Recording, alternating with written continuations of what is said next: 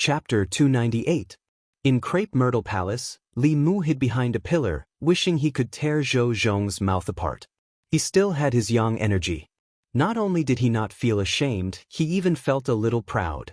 If it weren't for the fact that his primordial yang was still there, how could this case be explained so quickly? But pride was one thing.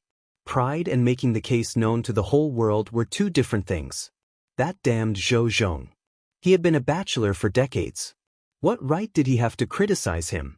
After Zhang Chun's incident, the order in the imperial court was a little chaotic. Many people knew that Li Mu was sent to the Ministry of Justice's prison yesterday and later came out. But they only knew the result, not the process. Some people even guessed that His Majesty had secretly instructed the Ministry of Justice. If that was the case, whether Li Mu had fallen out of favor would have to be re-evaluated. But then again, this case was really a disaster.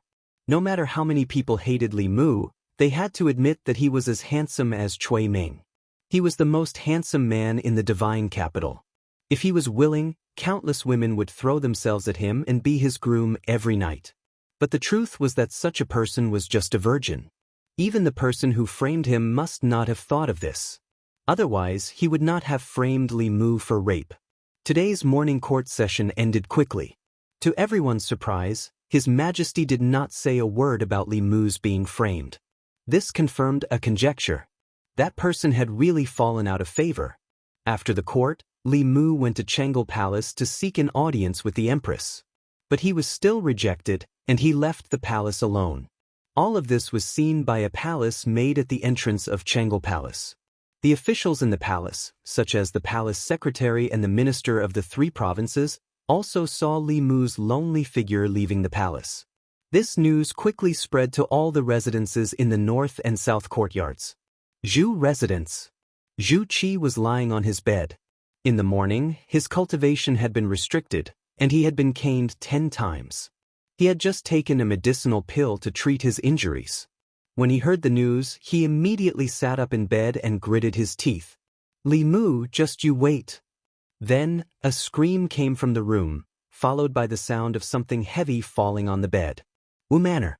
Although the old Taichung Temple deputy had supernatural powers and cultivation base, his cultivation base was limited when he used the cane. He endured 10 canes with his old bones. At this moment, he was also lying on the bed and asked, "Is what you said true?" A middle-aged man said, "It's absolutely true." He was framed, and the Empress didn't say anything. This time, he must have really fallen out of favor. Taichung Temple's deputy prime minister said gloomily, "When I recover in 2 days, it will be the time of Li Mu's death." Wei Estate. Wei Teng was limping around in the courtyard. He had taken some medicinal pills and used fulu. His injuries were much better now. When he heard about what had happened after the court was dismissed, he was overjoyed. This would be the last time he suffered a loss at the hands of Li Mu. As long as the emperor no longer protected him, with the power of the old party, Li Mu would be at their mercy. Ministry of Rights Assistant Minister's estate. A woman said hatefully, "I didn't succeed last time. This time, I'll make sure she dies without a complete corpse." The news that Li Mu had fallen out of favor caused quite a stir among the officials and nobles. In front of the Li Manor, Zhang Chun knocked on the door with a worried expression. This time, he was really panicking. Li Mu had been framed, but the emperor was indifferent. After the court was dismissed, he went to see the emperor but was rejected. The matter was much more serious than he had imagined. He didn't want to live in a big house with 5 entrances. He also didn't want to have a group of maids and servants. As a friend, he had to remind Li Mu to leave the divine capital as soon as possible. He had to get further and further away from here and never come back. As for himself, he had to consider resigning from his position. Zhang Chun knocked on the door of the courtyard. As soon as the door opened, he smelled a fragrance. It was the familiar fragrance of hot pot. Li Mu stood at the door and asked, "Why are you here, Zhang?" Zhang Chun was about to speak when he suddenly saw a figure beside the stove in the courtyard. It was a beautiful woman. She was putting a piece of tofu from the pot into a bowl. The moment he saw the woman's face, Zhang Chun's head buzzed. The news that Li Mu had fallen out of favor had spread like wildfire. Who would have thought that the Empress would refuse Li Mu's request to see her and eat hot pot with him in the Li Manor an hour later? No one would believe it if he told them about it. When he came back to his senses, he immediately looked at Li Mu and said, "It's nothing. I just came to tell you that we should have a meal together when you're free." Li Mu said, "We're eating. Do you want to come in and eat with us?" Zhang Chun quickly waved his hand and said, "I can't today. Maybe another day. My wife is waiting for me at home. Goodbye." He turned around and left. However, he did not return to his residence. Instead, he went to a broker in the Divine Capital and said to a broker, "Check if there are any empty courtyards in the Divine Capital. I won't consider those below the 5th rank. As long as they're above the 5th rank. Ministry of Justice." After the director of the Ministry of Justice reported to Zhou Zhong, he could not help but ask, "Sir, has Lord Li really fallen out of favor?" Zhou Zhong said calmly, "I'm afraid only His Majesty knows about this."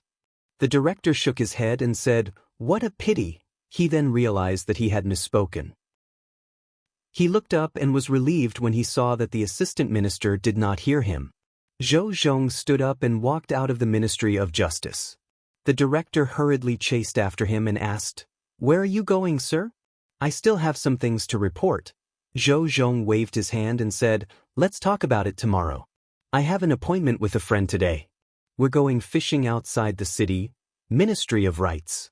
An official walked into a government office and said to someone in the office, "Director Liu, the assistant minister is going to impeach Li Mu tomorrow. Should we follow him?" That person looked up at him and asked, "Why should we follow the assistant minister's impeachment?" The official said, "The assistant minister has this intention. You've just come to the Ministry of Rights, so you shouldn't curry favor with the assistant minister. After all, Li Mu has fallen out of favor. You don't have to worry about His Majesty blaming you for impeaching him. Perhaps His Majesty is waiting for someone to impeach him." That person waved his hand and said, "If you want to go, you go." "I'm not going." The director of the Ministry of Rights left helplessly. The Ministry of Rights originally only had one director. Later, for the imperial examinations, the imperial court added another one. However, this new director Liu did not seem to understand the ways of officialdom. Director Zhu was biased towards the old party. However, he did not dare to disobey the assistant minister. He had just come to the Ministry of Rights, but if he did not listen to the assistant minister, he would not have a good life in the future. After the director of the Ministry of Rights left, Director Liu curled his lips and said, "Impeach my ass. A bunch of idiots." Prince Shou's residence. Prince Shou liked to listen to operas. In addition to the stage built in the residence, there was also more than one opera troupe. Today, he seemed to be particularly interested. After listening to a few plays, he waved his hand at the performers on the stage and said, "I'm not listening to Prince Consort Chui today. King Love is fishing for me, Zhou residence." During the meal in the Zhou residence, Zhou Xiong ate a few mouthfuls and put down his chopsticks. He looked at Zhou Jing and said, "Big brother, this time, Li Mu will not be able to escape this calamity. Should we call fourth brother out? If he sees this scene, he will be very happy. Will not be able to escape this calamity?" Zhou Jing looked at him and asked, "How so?" Zhou Xiong said, "Li Mu has already lost the emperor's favor. As far as I know, this time, whether it's our people or the old party, they all want to get rid of Li Mu completely. Fourth brother hates him to the bone. We have to let him see it with his own eyes." Zhou Jing put down his chopsticks and said, "Use your brain and think about it." With Wu Er's personality, even if it's not her close official, if any official in the imperial court was framed and slandered in such a despicable way, she will not do anything. Will she not let the Ministry of Justice and the Supreme Court investigate? Zhou Xiong was stunned and said in shock, "This," Zhou Jing said, "How can I not understand my own daughter? If she wasn't really angry, she wouldn't have done this." The next morning court will probably be very lively. Zhou Xiong's expression changed and said, "What should we do? The matter of framing Li Mu was obviously instigated by my sister-in-law. The director of the Ministry of Rights is in danger. We have to remind him that the imperial examination is imminent. Nothing can happen to him, it's too late." Zhou Jing said, "Last time, The Zhou family didn't do as she wanted. Now, she hates you and me to the bone. She won't even return to the Zhou family and won't listen to you. If she had succeeded in framing Li Mu last time, it would have been fine. But if she had failed, the director of the Ministry of Rights would have been lost. It's too late for you to remind her now. Zhou Xiong was stunned and muttered, "Could this be Li Mu's scheme again?" Zhou Jing didn't deny it and said, "I'm afraid that even his fall from grace last time was fake news released by him and Wu." Zhou Xiong said with a sullen face, "Her Majesty used to be so naive and pure. How did she become like this? She couldn't think of such a method. That Li Mu is as cunning as a fox. He must have taught Her Majesty the wrong things." He thought for a moment and asked, "Should we remind the others?" "No need." Zhou Jing shook his head and said, "If they can't even see through such a simple trick, they are useless. They should give up their positions as soon as possible and let someone capable take over Li residence." Li Mu put the fish and tofu that the Empress liked to eat into the pot and asked with concern, "How is Her Majesty's inner demon?" Zhou Yi picked up a piece of tofu and blew on it gently. She took a small bite and said, "It's all thanks to the chant you taught me. It's much better now." For some reason, ever since her inner demon first appeared, she would see Li Mu and it would throb uncontrollably.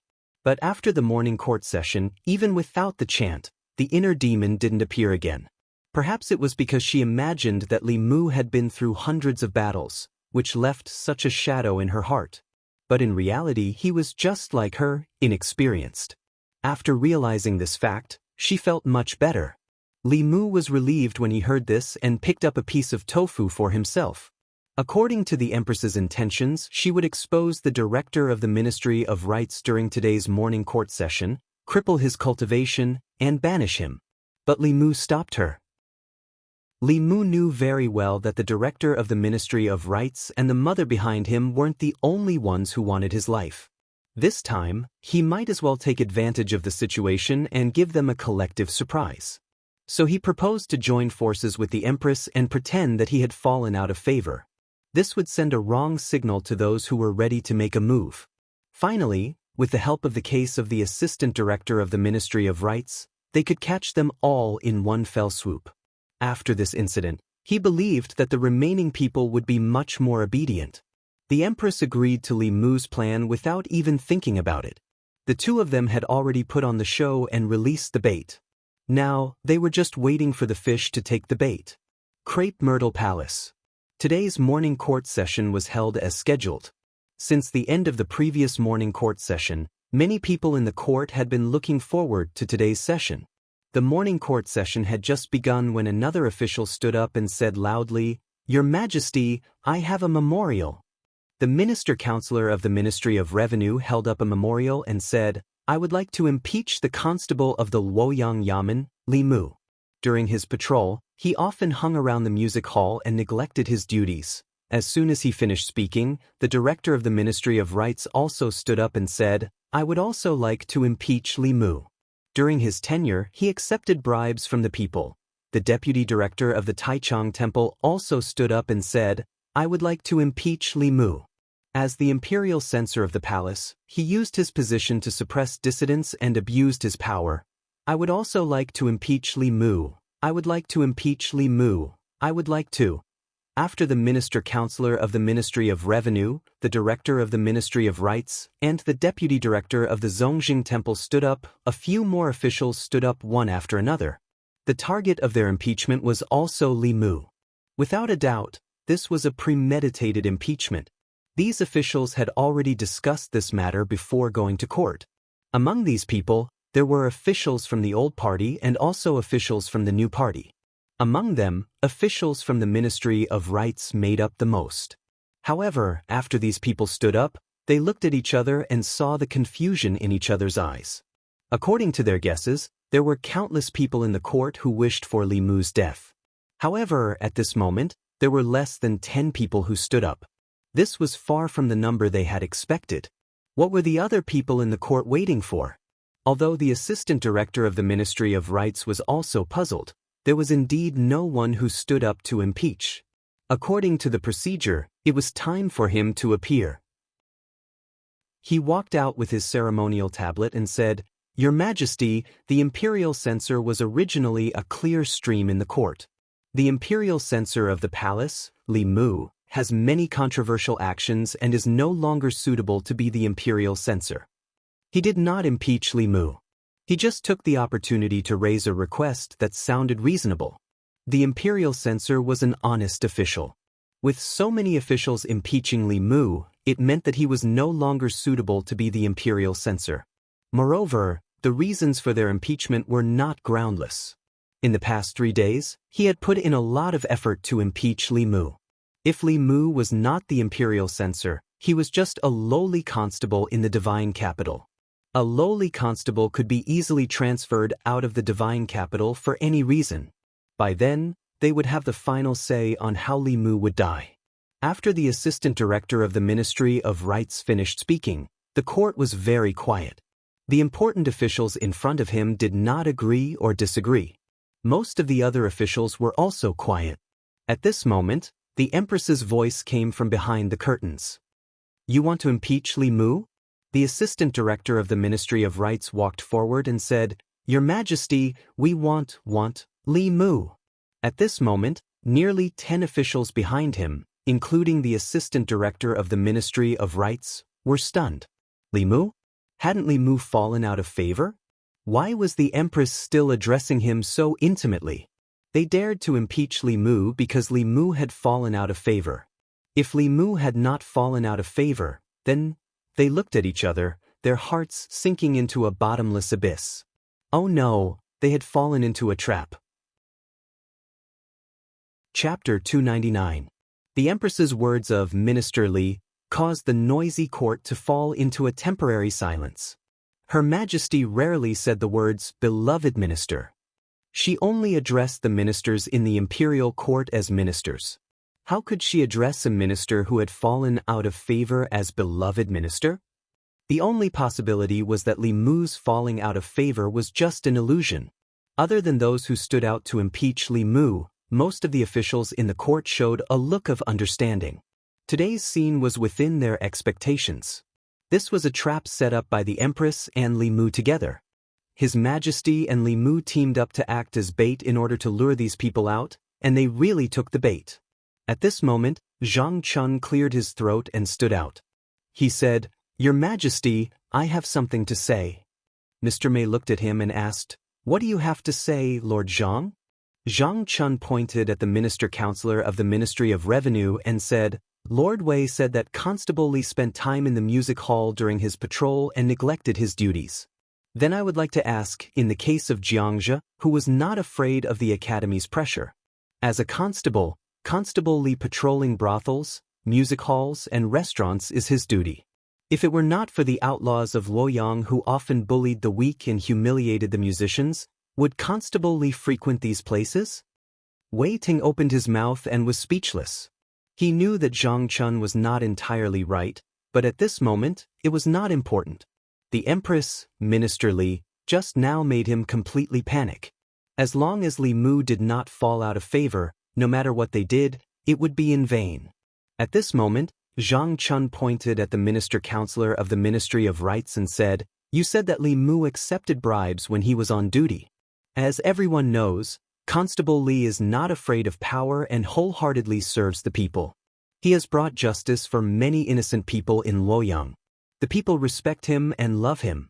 When he was patrolling the streets, they understood his hard work and served him tea to quench his thirst and a bowl of noodles to allay his hunger. This is the people's kindness to him. You call this accepting bribes?" He snorted and looked around at the people in the court. He said, "If this is called accepting bribes, then I hope that all of my colleagues in the court today can make the people willingly accept bribes. Touch your conscience. Can you?" The Minister-Counselor opened his mouth but could not refute. He knew what Zhang Chun said better than anyone else, but so what? His Majesty doted on Li Mu, so the people gave him these gifts to show their love and respect for him. Li Mu had lost the favor of the emperor, and the commoners had given him these gifts. He had accepted bribes. This was the court. They guessed that Li Mu had lost the emperor's favor. That was why they dared to stand up today and use this as a reason to impeach Li Mu. But judging from the situation in front of them, they seemed to have guessed wrong. One wrong step and the whole game was lost. In the end, Zhang Chun pointed at the senior minister of Taichung Temple and said, "You said that His Excellency Li took advantage of his position to attack dissidents. What is dissident and what is self? His Excellency Li has a noble character and has never formed cliques for personal gain. On the contrary, you all consider yourselves as the new and old cliques. The crime of disrespect in front of the palace was set by the late emperor. His Excellency Li respected the late emperor and carried out the law set by the late emperor, so he punished you. How dare you?" The minister Taichung Temple's face turned red. "You are slandering me." Many people in the court looked at Zhang Chun with disdain. There were indeed people in the court who respected the late emperor, but Li Mu was definitely not one of them. Li Mu's passion in the past few months was to overthrow the late emperor's old system. Who in the court did not know that? Zhang Chun, Li Mu's dog, was really shameless to protect his master. But no matter what, his words were watertight and no one could refute. Moreover, the situation in the court was not clear yet. No one was willing to stand up and refute. Whether Li Mu was guilty or not depended on whether the empress was willing to protect him. If the empress was willing to protect him, he would be innocent even if he was guilty. If the empress was not willing to protect him, he would be guilty even if he was innocent. At this time, the empress's voice came from behind the curtain again. A few days ago, Minister Li was maliciously framed. Did the Ministry of Justice find out who was behind it? Everyone in the court was shocked when they heard this. This happened in the last morning court.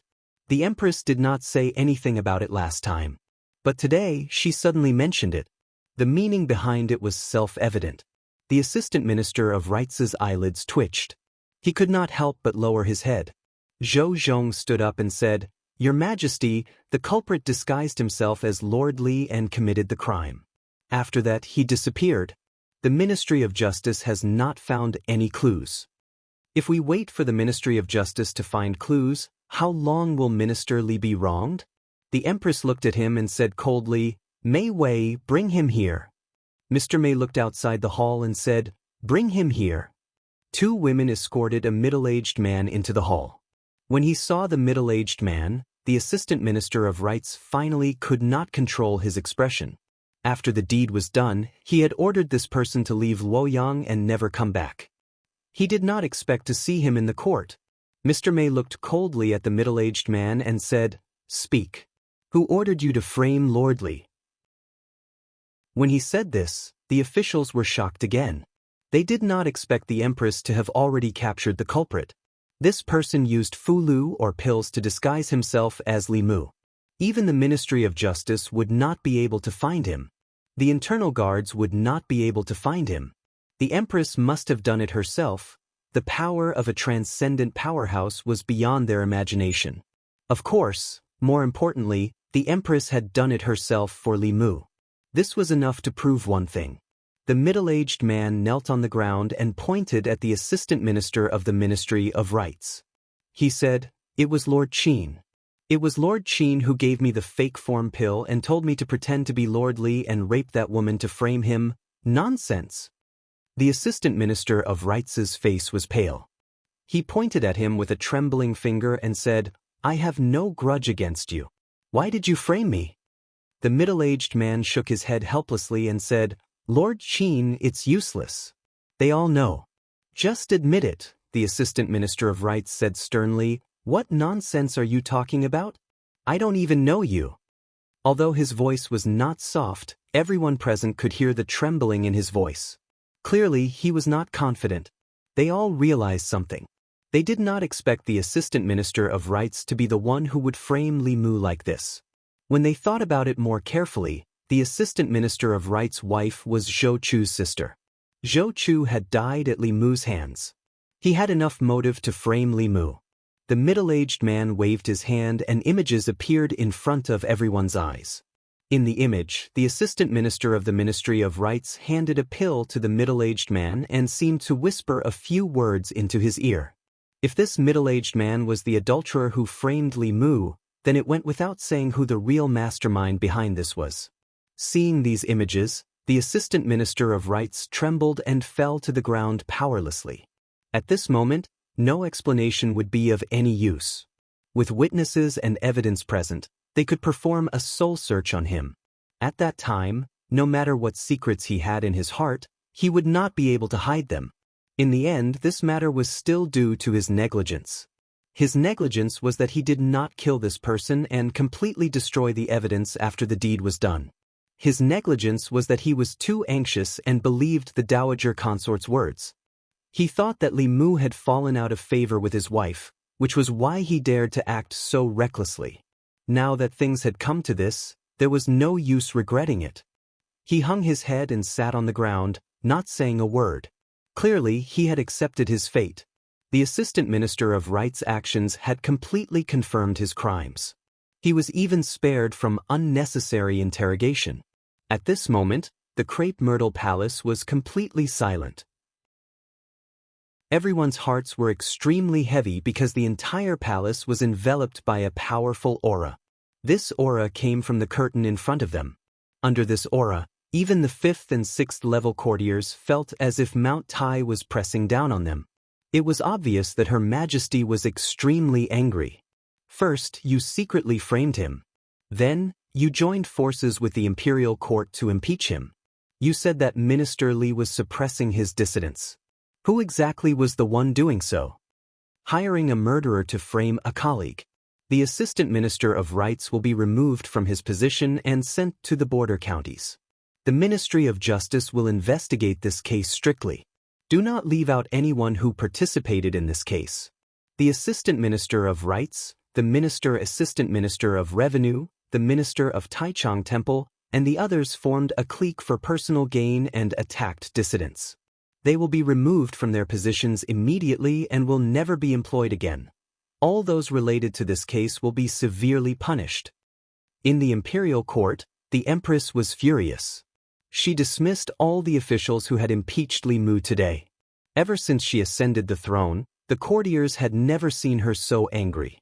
The Assistant Minister of Rights and the others were just ordinary impeachments. Even if the reason for the impeachment was wrong, the consequences would not be so severe. Impeachment was an impeachment based on hearsay. Afterward, there would naturally be internal guards or imperial censors to verify the truth. Every official in the imperial court had the power to impeach. However, they had chosen the wrong time. The Assistant Minister of Rights had hired a murderer to frame a colleague in the imperial court. This was something that the imperial court could not tolerate. There were disagreements and conflicts between courtiers. This was normal. However, there must be a bottom line in any conflict. The Assistant Minister of Rights' actions had crossed the bottom line of the imperial court and the bottom line of the law. The Assistant Minister of Rights, the Assistant Minister of Revenue, and the others happened to be implicated by him. What should have been a normal impeachment became a conspiracy. In the end, not only did they lose their official positions, but they also had to face prosecution. This was obviously a test by Her Majesty. While testing the courtiers, she also caught all the courtiers who were tempted to take action against Li Mu in one fell swoop. She was using this method to protect her favored courtiers. She was also using the fate of these people as a warning to others. After today, everyone would know that Li Mu was the Empress's man. If they tried to slander or frame him through clumsy means, they would eventually pay with their lives. Chapter 300. The Minister of Rights, the Minister of Revenue, the Minister of Taichung Temple, and the others stood in the main hall. The Empress's voice was still echoing in their ears. It was not easy for them to enter the 4 great academies. After leaving the academies, they had to wait for a long time before they could fill a vacancy. They had also worked hard in the bureaucracy for many years before they could reach their current positions. Decades of hard work had turned into bubbles in a single day. They should have known that Li Mu was as cunning as a fox. How could he suddenly fall out of favor? This was all a trap set by him.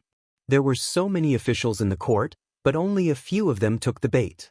After the morning assembly, the Minister of Rights was taken away by the Ministry of Justice. No one knew how many people were involved behind him. The other 9 officials were also demoted, especially the Ministry of Rights. Under the Minister of Rights, half of the important officials were gone. The imperial examination was imminent, and the court had to fill the vacancy in the Ministry of Rights. The imperial examination could not be delayed. As usual, this matter was nominated by the Hall of Secretaries. The position of Minister of Rights was very important. It needed an experienced official. However, there were not many rank 4 officials in the court. Every one of them held an important position. It was not possible to transfer officials of the same rank to the Ministry of Rights. If they were transferred back and forth, there would be a vacancy that could not be filled. It would cause chaos in the other departments. After thinking about it, Liu Yi came to the Ministry of Rights to seek the opinion of the Minister of Rights. The Minister of Rights was also worried about this matter. The imperial examination was imminent, and the Ministry of Rights did not have enough manpower. After this incident, more than half of the officials in the Ministry of Rights were gone. Even the Minister of Rights was dismissed. He urgently needed an assistant. He thought about it but could not think of a suitable candidate. In the end he said, "Why don't we let Minister Liu take over?" Although he has not been in the Ministry of Rights for long, he is familiar with the affairs of the ministry. He can take on this responsibility. Liu Yi had some impression of Minister Liu. He said, "Minister Liu has just been transferred and he is going to be the Minister of Rights. Isn't this promotion speed a bit too fast?" If he had someone he could use, the Minister of Rights wouldn't be forced to do something beyond his ability. He shook his head and said, "Dr. Liu was transferred here on a regular basis. It can't be considered a promotion. His experience is not shallow. Although he is still somewhat lacking as an assistant minister, there is no other way at the moment. The imperial examinations are important. If it is delayed, none of us can bear the responsibility." According to Great Zhou's usual practice, the officials of the various ministries were rarely transferred outside. The position of assistant minister of the Ministry of Rights was usually taken over by a doctor. However, the doctor often had to work hard for 10 years or even longer before he could become an assistant minister. This Dr. Liu had just been transferred not long ago, but he had already made an exception and was promoted. This was very rare in the officialdom. But who asked the former assistant minister of the Ministry of Rights to seek his own death?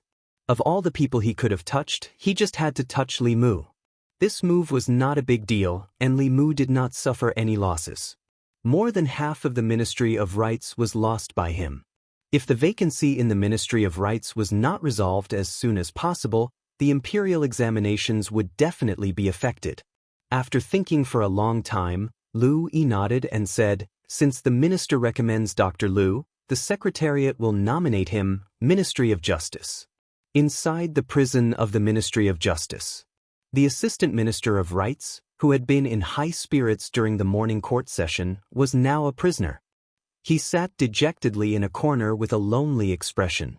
Zhou Zhong walked to the door of the prison and said, "Open the door." The jailer hurriedly opened the door, and Zhou Zhong slowly walked in. He walked in front of the Assistant Minister of the Ministry of Rights and said, "His Majesty has ordered that the people involved in this case be severely punished. Lord Qin and that Li Mu have no enmity. Who is behind this?" The Assistant Minister of the Ministry of Rights said, "Zhou Zhong is my wife's younger brother. He died because of Li Mu. I just want to avenge him. There is no one behind this." Zhou Zhong shook his head and said, "You are the Assistant Minister of the Ministry of Rights. You have a high position. After the imperial examinations were reformed, you have even more power. Zhou Zhong is your wife's younger brother, not your biological brother. You have no reason to do this." The Assistant Minister of the Ministry of Rights said, "I am responsible for what I did. Don't waste your breath." Zhou Zhong smiled and said, "Actually, even if you don't say it, I know. On the day Li Mu was imprisoned, your wife and mother-in-law came to the Ministry of Justice. If there is anyone in Chengdu who hates Li Mu the most, it would be your mother-in-law. Her son died at the hands of Li Mu. It is reasonable that she wants to kill Li Mu for revenge." The Assistant Minister of the Ministry of Rights looked at him and said, "Lord Zhou, you should know better than me that some things require evidence." Zhou Zhong shook his head and said, I know what you are waiting for. You are waiting for the Zhou family to protect you. However, have you ever thought about why no one from the new party stood up for you in the imperial court today? The assistant minister of the Ministry of Rights' expression froze. This was something he could not understand even now. Zhou Zhong continued, they already knew that this was Her Majesty and Li Mu's scheme, but they did not tell you. It is obvious that they have given up on you. You hired assassins to frame your colleagues and touched Her Majesty's bottom line. The Zhou family cannot protect you, and they have no way to do so. Regardless of whether you give them up or not, you will be sent to the battlefield at the border. With your cultivation, you will become a dead soul at the hands of those demon kings and ghost kings in less than a month. No, they will devour your body and soul. They will not give you the chance to become a dead soul. The assistant minister of the Ministry of Rights thought carefully and his face gradually paled. Zhou Zhong looked at him and said, when the late emperor was still alive, Her Majesty was already chosen as the crown prince's wife. At that time, the Zhou family's goal of stealing the country had not been exposed. The late emperor treated the Zhou family very well and gave them 2 death exemption tokens. Now that you have been sentenced to exile, it is no different from a death sentence. If the Zhou family is willing to save you, although they cannot restore your position, they can let you stay in the divine capital and keep your life. If the Zhou family is not willing to save you, then you can only wait for death. Zhou Zhong looked at him one last time and turned to leave. 15 minutes later, a woman came to visit him in the prison. When the assistant minister of the Ministry of Rights saw the woman, he immediately got up and ran to the door of the prison. He shouted, "Wife, wife, save me." The woman's expression was ugly. She asked, "How did this get exposed?" The assistant minister of the Ministry of Rights said, "It must be Her Majesty's divination. Li Mu's fall from grace was fake. We were all fooled by them." The woman gritted her teeth and said, "We are her family. She actually treated us like this for an outsider." The assistant minister of the Ministry of Rights quickly said, "It's too late to say this now. Wife, you have to think of a way to save me. I heard that the Zhou family has 2 death exemption tokens. As long as I have one, I won't be exiled to the border counties." The woman nodded and said, "I will go and beg father. Wait for me here." Zhou Manor. Zhou Ting had just finished his seclusion. When he heard about the recent events, he was furious. "Stupid." The woman who had returned to the Zhou family said with a cold face, "Stupid or smart, I have to avenge Chu. He is a piece of flesh that fell from my body. I will not let him die in vain." Zhou Ting said with a sullen face, "Because of your stupidity, we lost an assistant minister of the Ministry of Rights. Do you know how important that position is?" The woman said coldly, "I don't know and I don't want to know. I only know that I have to avenge Chu." Zhou Qian looked at her father and said, "Father, you have to save my husband.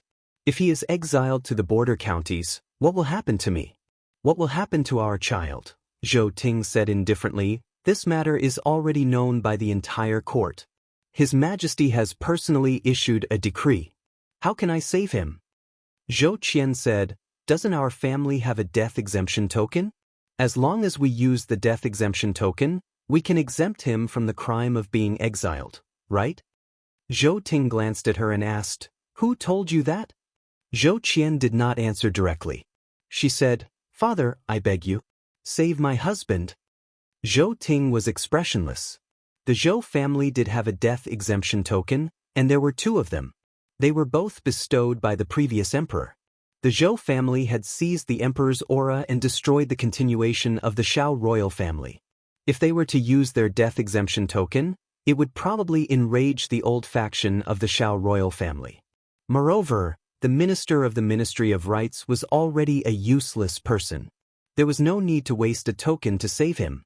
Even if he agreed, his eldest brother and the rest would not.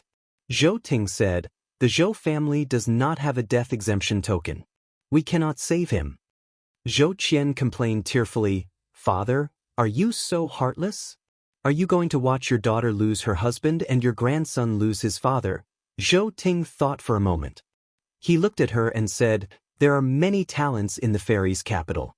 After separating from him, I will choose another young talent for you. No matter what, he will be several times stronger than him." Zhou Qian looked at her father. Her crying gradually stopped. An hour later, in the prison of the Ministry of Justice, Zhou Qian stood outside the cell and said to the Minister of the Ministry of Rights, "I have asked. The Zhou family does not have a death exemption token. Father cannot save you. Don't worry. After you go to the border counties, I will take good care of the child. Do not involve more people in this matter." Zhou Qian did not stay for long. She left in a hurry. The Minister of the Ministry of Rights leaned against the cell door and slid down weakly. After an unknown period of time, a sigh came from behind him. He turned his head and looked at Zhou Zhong, who was standing in the shadows. He asked, "What are you sighing about?" Zhou Zhong looked at him and said slowly, "I feel bad for you. You are doing well as the Minister of the Ministry of Rights. You have no enmity with Li Mu. But because of someone else, you got into trouble. Your efforts in the first half of your life have been wasted. You do not have long to live. And the person who caused you to fall to this state is not even willing to save you. I believe you know very well that the Zhou family has a death exemption token. It is just that they are not willing to save you." The Minister of the Ministry of Rights looked at him with a cold smile and said, "Don't you want me to give up more people? I am afraid you will be disappointed. This matter was done by me alone. It has nothing to do with anyone else." Zhou Zhong looked at him and said with a faint smile, "Have you ever thought about what you will be like after you die?" He looked at the Minister of the Ministry of Rights.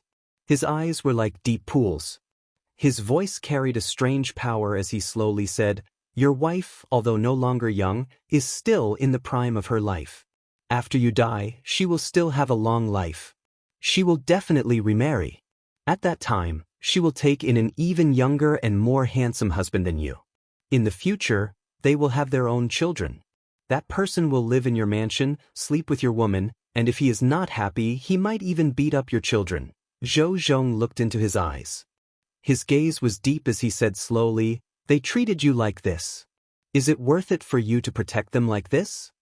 Zhou Zhong's voice seemed to have a magical power. When the Minister of the Ministry of Rights heard this, a trace of confusion appeared on his face. Then his chest began to rise and fall slightly. His breathing became rapid, the veins on his forehead bulged, and his eyes became bloodshot. "I didn't want to interfere, but that old woman forced me to do so. That false form elixir was given to me by her, but she didn't save me. What right does she have to not save me? Since she doesn't want me to live, then let her die with me." Translator's note: Lu_Kaixin translator, Kaixin editor, Valvrave editor, Valvrave editor, Valvrave editor, Valvrave editor, Valvrave editor, Valvrave editor, Valvrave editor, Valvrave editor, Valvrave editor, Valvrave. Chapter 301. Ministry of Justice. When Zhou Zhong walked out of the prison, the Assistant Minister of the Ministry of Justice, who was waiting outside, whispered into his ear, "Lord Qin from the Ministry of Personnel is here." The Ministry of Personnel and the Ministry of Justice were the pillars of the old party in the imperial court. Zhou Zhong walked into the yamen and saw a figure standing there. He asked, "Lord Qin, are you here for something important?" The Assistant Minister of the Ministry of Personnel turned around and looked at Zhou Zhong. He asked, "The higher-ups say that the Assistant Minister of the Ministry of Rights must be punished severely. This is a big blow to the Zhou family and the new party. We can't let go of this opportunity." Zhou Zhong said calmly, "Just the Assistant Minister of the Ministry of Rights is not enough." The Assistant Minister's eyes flashed. He asked, "Lord Zhou, you mean?" Zhou Zhong said, "The source of this matter is Zhou Ting's wife, not the Assistant Minister of the Ministry of Rights. If we can drag her down, the Zhou family will protect her for the sake of their reputation or for other reasons. My goal is the Zhou family's 2 death exemption medallions. Without them, it will be much easier for us to fight the Zhou family in the future." The Assistant Minister of the Ministry of Personnel nodded. The late Emperor's death exemption medallions were actually given to a thief who stole the country. It is indeed a disgrace to us. It would be best if we can make them use the medallions. However, I don't think the assistant minister of the Ministry of Rights will rat out his mother-in-law. The Zhou family will not use the medallions for a mere assistant minister of the Ministry of Rights. Zhou Zhong looked at him and asked, "Does Lord Chen not believe me?" The assistant minister of the Ministry of Personnel was stunned. He asked, "Could it be?" Zhou Zhong said, "The assistant minister of the Ministry of Rights has already confessed that it was his mother-in-law, Zhou Ting's wife, who instigated him to frame Li Mu. She is the mastermind behind the scenes. This time I will make the Zhou family pay the price." The assistant minister of the Ministry of Personnel was shocked. The assistant minister of the Ministry of Rights actually ratted her out. Then he came to his senses and praised, "Lord Zhou is always full of surprises. If we can make the Zhou family hand over the 2 death exemption medallions, Lord Zhou will have done a great service." Zhou Zhong said calmly, "This is what I should do in order to support the legal wife." An uninvited guest arrived at the entrance of Zhou residence. The assistant minister of justice, Zhou Zhong, also had the surname Zhou, but he was different from the Zhou family. When he was in the imperial court, he sided with the old party. Over the years, the officials of the new party had suffered many losses in his hands. Zhou Zhong came to the Zhou clan alone. Even though there were no officials from the Ministry of Justice following him, the first Missy's husband was still in the Ministry of Justice's prison. Nothing good could come from Zhou Zhong's visit to the Zhou clan at this moment. Even so, the Zhou clan's gatekeeper did not dare to slight him. After inviting him into the Zhou clan's residence, he went to report it as quickly as possible. Zhou Zhong sat in the front hall, sipping his tea. After a while, someone stepped into the hall. Censor Zhou Xiong walked to the main seat and sat down. Only then did he look at Zhou Zhong and ask, "Assistant Minister Zhou, what business do you have with my Zhou residence?" Zhou Zhong put down his teacup and said, "I'm here on official business, so I won't beat around the bush." The assistant minister of the Ministry of Rights hired assassins to frame an important official of the court. Before he could finish, he was interrupted by Zhou Xiong. "The assistant minister of the Ministry of Rights has committed a serious crime. The Ministry of Justice will punish him accordingly. The Zhou clan will abide by the law and will not interfere." Zhou Zhong nodded and said, "That's good. In that case, I'll have to trouble Censor Zhou to invite Madame Zhou out so that I can bring her back to the Ministry of Justice for interrogation." Zhou Xiong's expression changed when he heard this. He forced himself to calm down and glared at Zhou Zhong. He asked, "What does the case of the assistant minister of the Ministry of Rights have to do with Madame Zhou? She's the wife of the court. How can you interrogate her just because you want to?" Zhou Zhong's expression was calm as he said slowly, "His Majesty has decreed that the Ministry of Justice will handle the case of Lord Li being framed. Anyone involved in the case, regardless of identity or status, will be punished severely. The Assistant Minister of the Ministry of Rights has already confessed that Madame Zhou is the mastermind behind the case of Lord Li. If the Zhou clan does not hand her over, it will be considered as defying the decree. Is the Zhou clan going to defy the decree?" The veins on Zhou Xiong's forehead throbbed.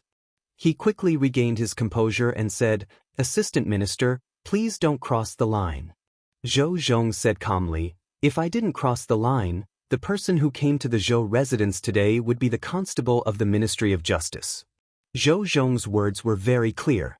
As the assistant minister of the Ministry of Justice, he did not have to arrest criminals personally. However, he had shown enough respect to the Zhou clan by coming here alone. If the Zhou clan still insisted on being stubborn, they would be asking for it. This also meant that the Ministry of Justice was determined to take Madame Zhou. There was no room for negotiation. Even though Zhou Xiong wanted to kill the assistant minister of the Ministry of Rights, he had to admit that this matter had blown up. After he calmed down, he looked at Zhou Zhong and said, "Sir Zhou, please go back first. I'll personally go to the Ministry of Justice to deal with this matter in 2 hours." Zhou Zhong stood up and said, "I'll be waiting at the Ministry of Justice." A moment later, in a courtyard of the Zhou residence, a woman grabbed her messy hair and gritted her teeth as she yelled, "Bastard, bastard! I didn't agree to Qianqian marrying him back then, but you insisted. Do you see his face now?" Zhou Ting slapped her face and said angrily, "Shut up. If it wasn't for you, things wouldn't have turned out this way." The woman covered her face. After being stunned for a moment, she completely exploded. She grabbed Zhou Ting's neck and said crazily, "How dare you hit me? How dare you hit me?" Zhou Ting knocked her out with a slap and ordered the maids in the courtyard, "Take Madam back to her room to rest. Without my orders, don't let her out of her room." The two maids helped the woman back to her room. Zhou Xiong looked at Zhou Ting and asked, "Fourth brother, about this?" Zhou Ting closed his eyes and said, "Go and ask Big Brother. No matter what Big Brother decides, I'll agree." Zhou Xiong walked out of the courtyard and crushed a jade talisman. Soon, a figure suddenly appeared in the courtyard. It was the minister, Zhou Jing. Zhou Xiong walked forward and said, "Big Brother, the assistant minister of the Ministry of Rights at the Ministry of Justice sold out sister-in-law. Earlier, Zhou Zhong came to the residence to ask for her. I told him to go back and wait. How should we deal with this matter?" Zhou Jing's eyelids drooped slightly. He said, "As expected, the old party won't let go of this opportunity." Zhou Xiong sighed and said, "We have to answer to the Ministry of Justice. We can't really hand sister-in-law over." Zhou Jing said, "I'm afraid they don't want her." Zhou Xiong was stunned for a moment. He quickly reacted and asked, "Big Brother, are you saying that their goal is the Zhou family's death exemption medallion?" Zhou Jing extended his hand. There was a flash of golden light and two medallions appeared. He handed the medallions to Zhou Xiong and said, "Send these two medallions to the Ministry of Justice." Zhou Xiong took the medallions and said doubtfully, "Two?" Zhou Jing said, "Either send them two or none. Sister-in-law is a member of the Zhou family. Isn't Qian Er's husband one too?" The death exemption medallion was too important. Zhou Xiong was reluctant to part with it and did not understand. After Zhou Jing's reminder, he quickly understood the matter. They could either save both of them or not save both of them. The Zhou family only had these two choices. As for saving one and giving up the other, as one of the 9 families of the Great Zhou, the Zhou family would be ridiculed if they did such a thing. The Zhou family could not afford to lose face. To them, they could lose benefits, but they could not afford to lose face. He kept the medallion inside. He left the Zhou family and headed to the Ministry of Justice. A moment later, at the Ministry of Justice's assistant minister's office, Zhou Xiong slammed a medallion on the table and asked Zhou Zhong, "The death exemption medallion is here.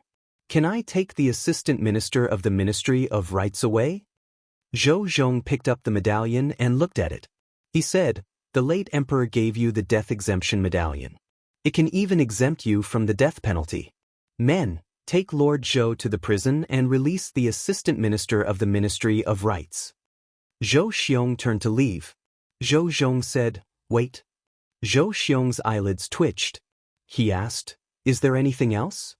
Zhou Zhong said, "The assistant minister of the Ministry of Rights can be exonerated. However, in this case, Madame Zhou is the mastermind. If the Zhou family does not send her to the Ministry of Justice by today, I will send someone to take her away." Smith. Zhou Xiong took out another death exemption medallion and slammed it on the table. He said, "Is this okay now?" Zhou Zhong nodded and said, "Please go ahead." Zhou Xiong snorted and turned to leave. Not long after, he walked out of the Ministry of Justice with the former assistant minister of the Ministry of Rights. He looked at him angrily and said, "Remember, the Zhou family wasted a death exemption medallion for you. Treat Qianqian better in the future. Don't be ungrateful." The assistant minister of the Ministry of Rights nodded. Zhou Xiong, who had already turned around, did not notice that there was no gratitude in his eyes. There was only hatred. This matter had nothing to do with him, but in the end he was implicated and almost lost his life. First, the Zhou family gave up on him. Now they made such a face. Who are they trying to impress? Ministry of Justice. In the assistant minister's office, Zhou Zhong flipped open a book on the table. He flipped to a certain page, picked up a pen, and gently crossed off the 2 Zhou family on the list. Then he closed the book and said slowly, "There are 7 more." Li Mu walked on the streets. The people of Fairy's capital greeted him warmly. Hello, Constable Lee. Constable Lee, you're still single. My daughter is also of age. Constable Lee, do you want to consider my daughter? Constable Lee, I have 2 daughters. One is prettier than the other. Constable Lee, don't go. Li Mu could not resist the people's enthusiasm. He did not even bother to collect his telekinesis and fled. The case was cleared. It was very thorough. The people even knew the details of the case. Now, all the people of Fairy's capital knew that he was a virgin. Along the way, there were countless people who wanted to marry their daughters to Li Mu. Although Li Mu usually got along well with them, he did not have any thoughts about their daughters. It was all Zhou Zhong's fault. Because of this, he became famous in Fairy's capital again.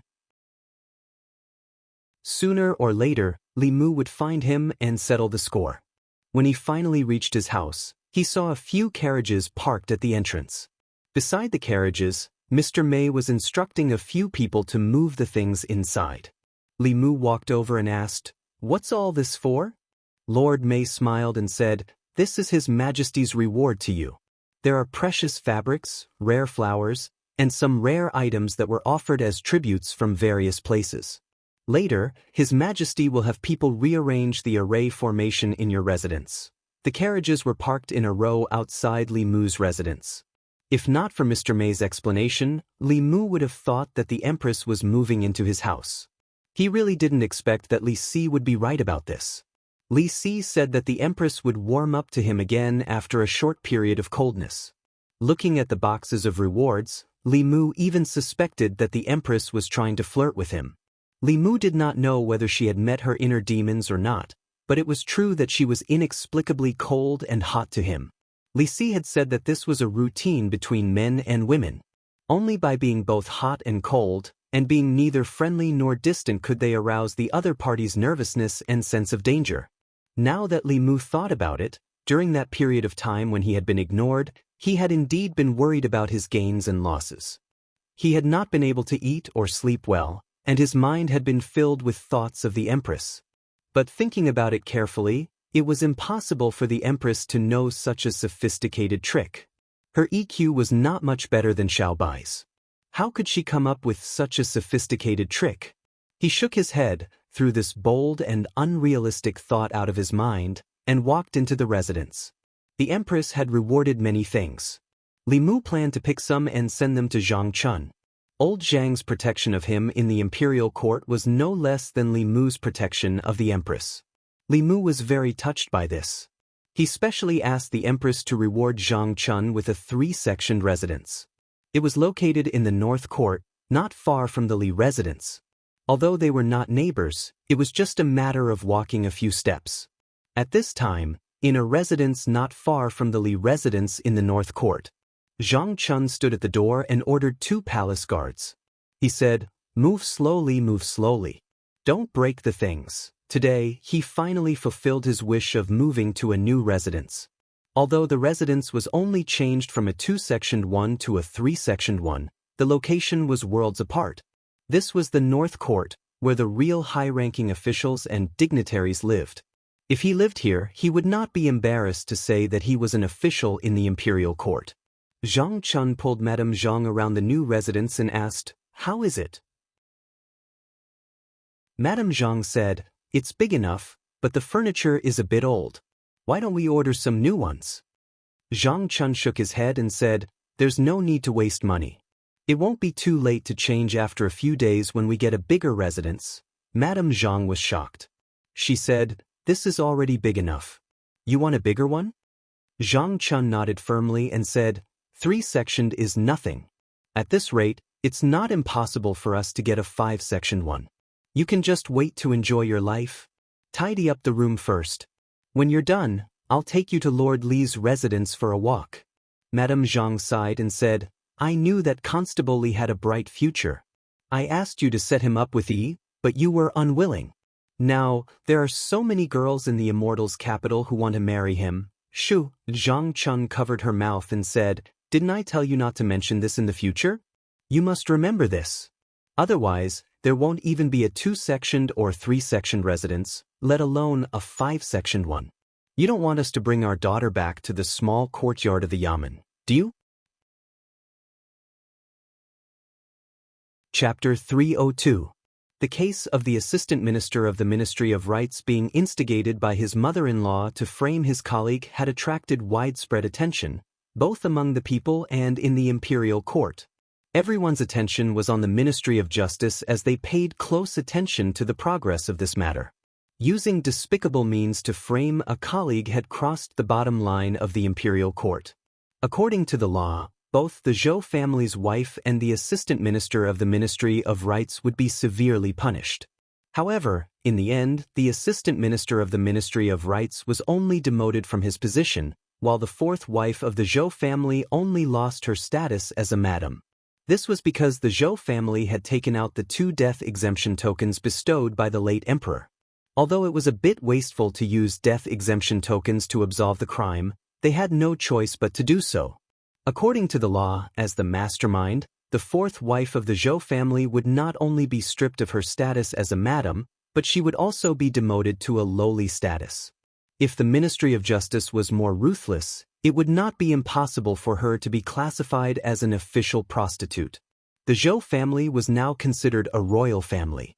If the Zhou family's wife became an official prostitute, the Zhou family's face would be trampled on. The Zhou family would also become the laughingstock of the entire divine capital. The Zhou family had used the death exemption tokens to absolve the 2 of their crimes. However, the old party, especially the Shao royal family, did not feel good about it. The Zhou family had seized the late emperor's empire, and now they had to use the death exemption tokens bestowed by the late emperor to absolve the Zhou family of their crimes. To the Shao family, this was more disgusting than swallowing 100 flies. Fortunately, these 2 tokens would not appear in the future. Sooner or later, they would be disgusted. It was better to be disgusted sooner rather than later. A grand banquet was being held in a luxurious mansion in the southern court. At the banquet, everyone from the old party gathered. Apart from the officials of the imperial court, there were also many members of the Shao royal family. The table was filled with delicacies. Everyone toasted and laughed. The Ministry of Justice's Zhou Zhong was undoubtedly the main character of this banquet. His position in the old party was extremely high. This time, he had made the Zhou family suffer such a huge loss and made a great contribution to the old party. The Zhou family scoundrels tried their best to curry favor with the late emperor when he was still alive and obtained 2 death exemption tokens from the late emperor. Every time I think of this in the past few years, it feels like a fishbone is stuck in my throat. Now that I've finally spat out this fishbone, it feels great. This is simply satisfying.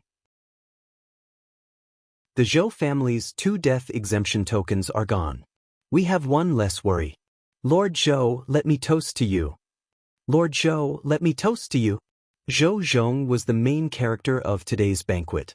Even the original members of the royal family of the Shao clan gave him enough respect. This also made the other officials present envious. Zhou Zhong held a high position, had the ability and the means, and was also highly regarded by the Shao clan. After today, he would probably come into contact with even more secrets of the royal family. His future was limitless, and definitely would not be limited to the position of Assistant Minister of the Ministry of Justice. Once the Shao clan regained power, his position in the court would be even higher than it was now.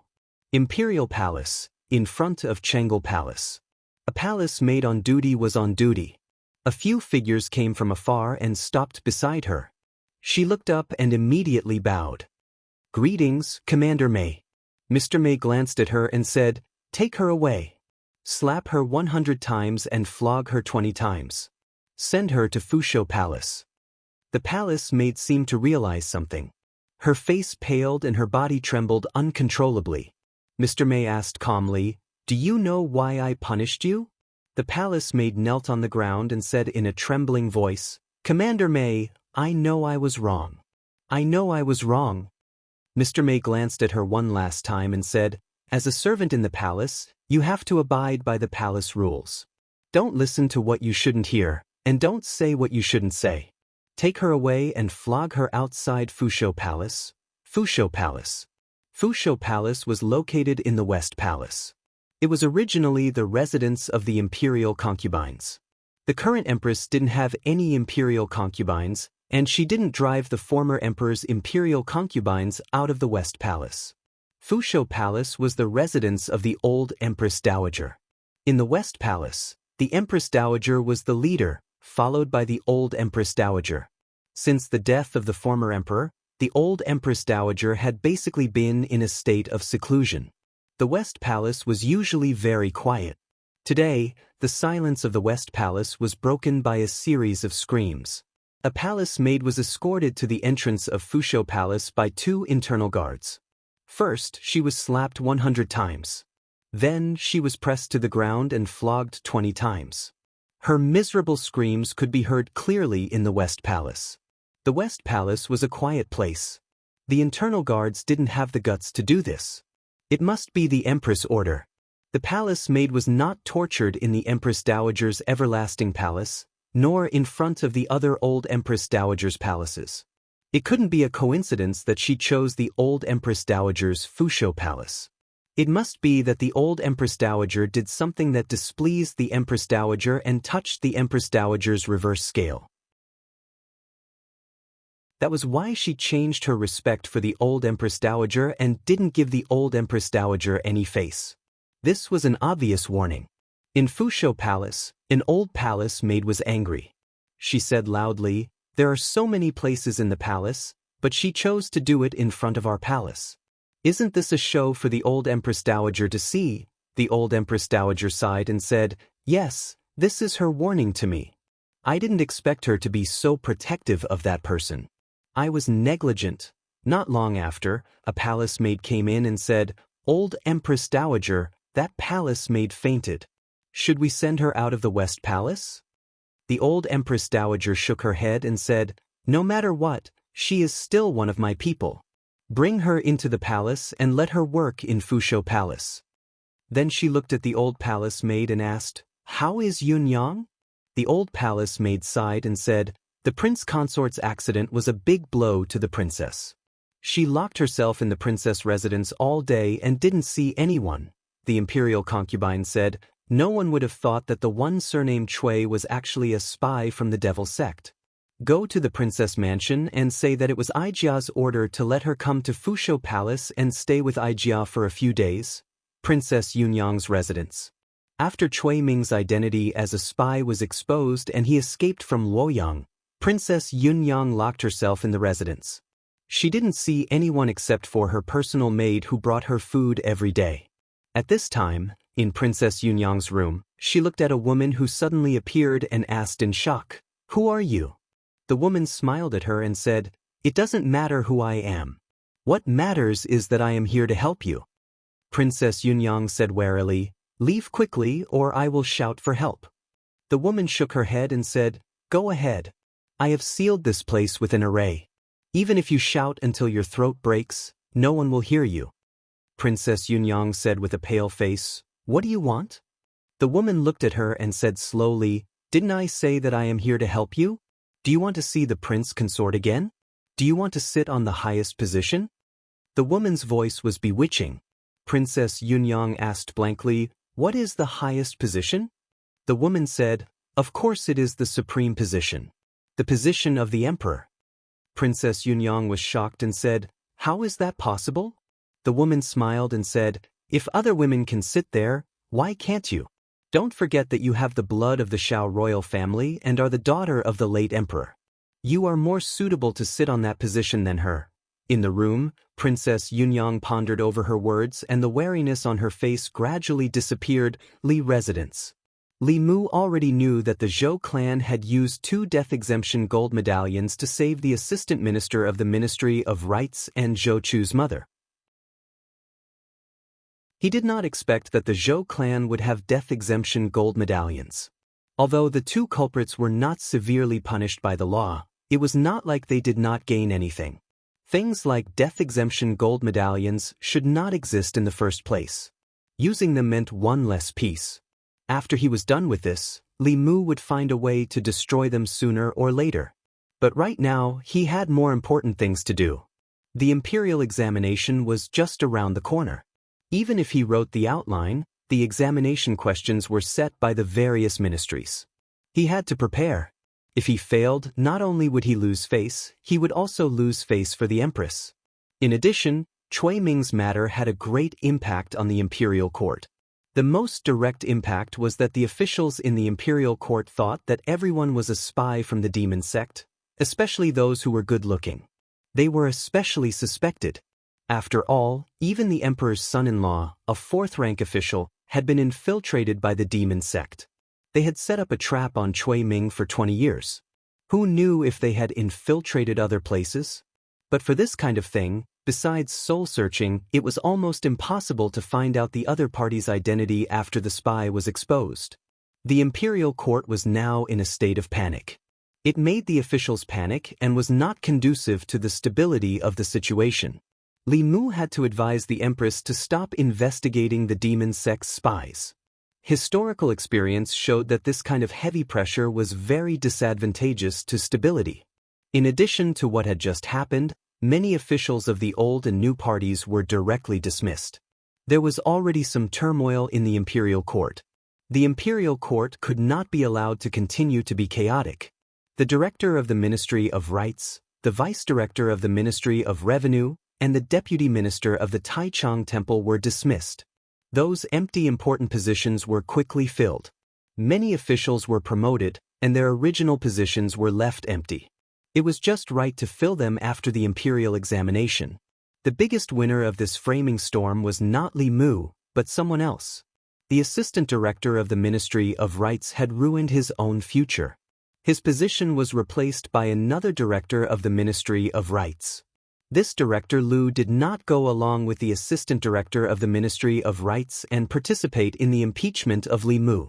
It just so happened that the Ministry of Rights was seriously short of people this time. He took advantage of this matter and rose up the ranks. From a director to an assistant director, he took the step and saved at least 10 years of suffering. He was probably the biggest winner of this matter. Shendu, a mansion in the North Courtyard. The new assistant director of the Ministry of Rights, Lu Qing, opened the door.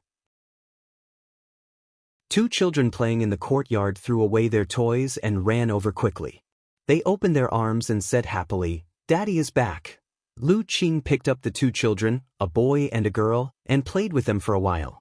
Then he put them down and said, "You two play by yourselves.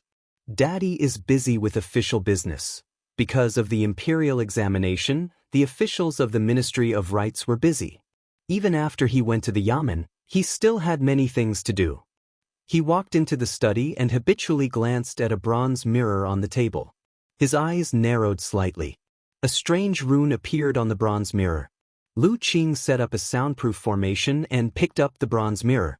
After activating it with his spiritual power, a man's face appeared on the bronze mirror. Lu Qing's face darkened. He said, "You finally contacted me. How long do I have to stay in the Shendu?" The man said, 3 years. Lu Qing's face was filled with anger.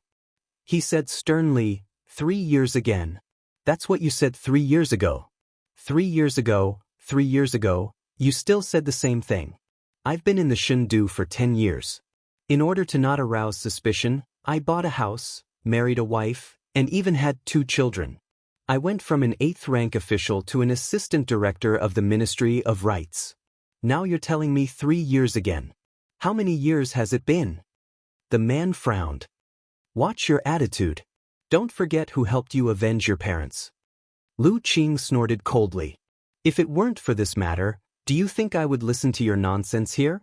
Tell me, you haven't contacted me much in the past 10 years. What do you want me to do this time? The man said, I didn't contact you for your safety. Now, there's something important that I need your help with. The imperial examination is coming soon. I've arranged for some of our people to participate in the examination. You have to help them pass the examination. That's impossible. Lu Qing flatly rejected him. I don't need to say more about the importance of the imperial examination to the imperial court. This is the first year that the imperial court is free from the 4 academies. There must be countless eyes watching.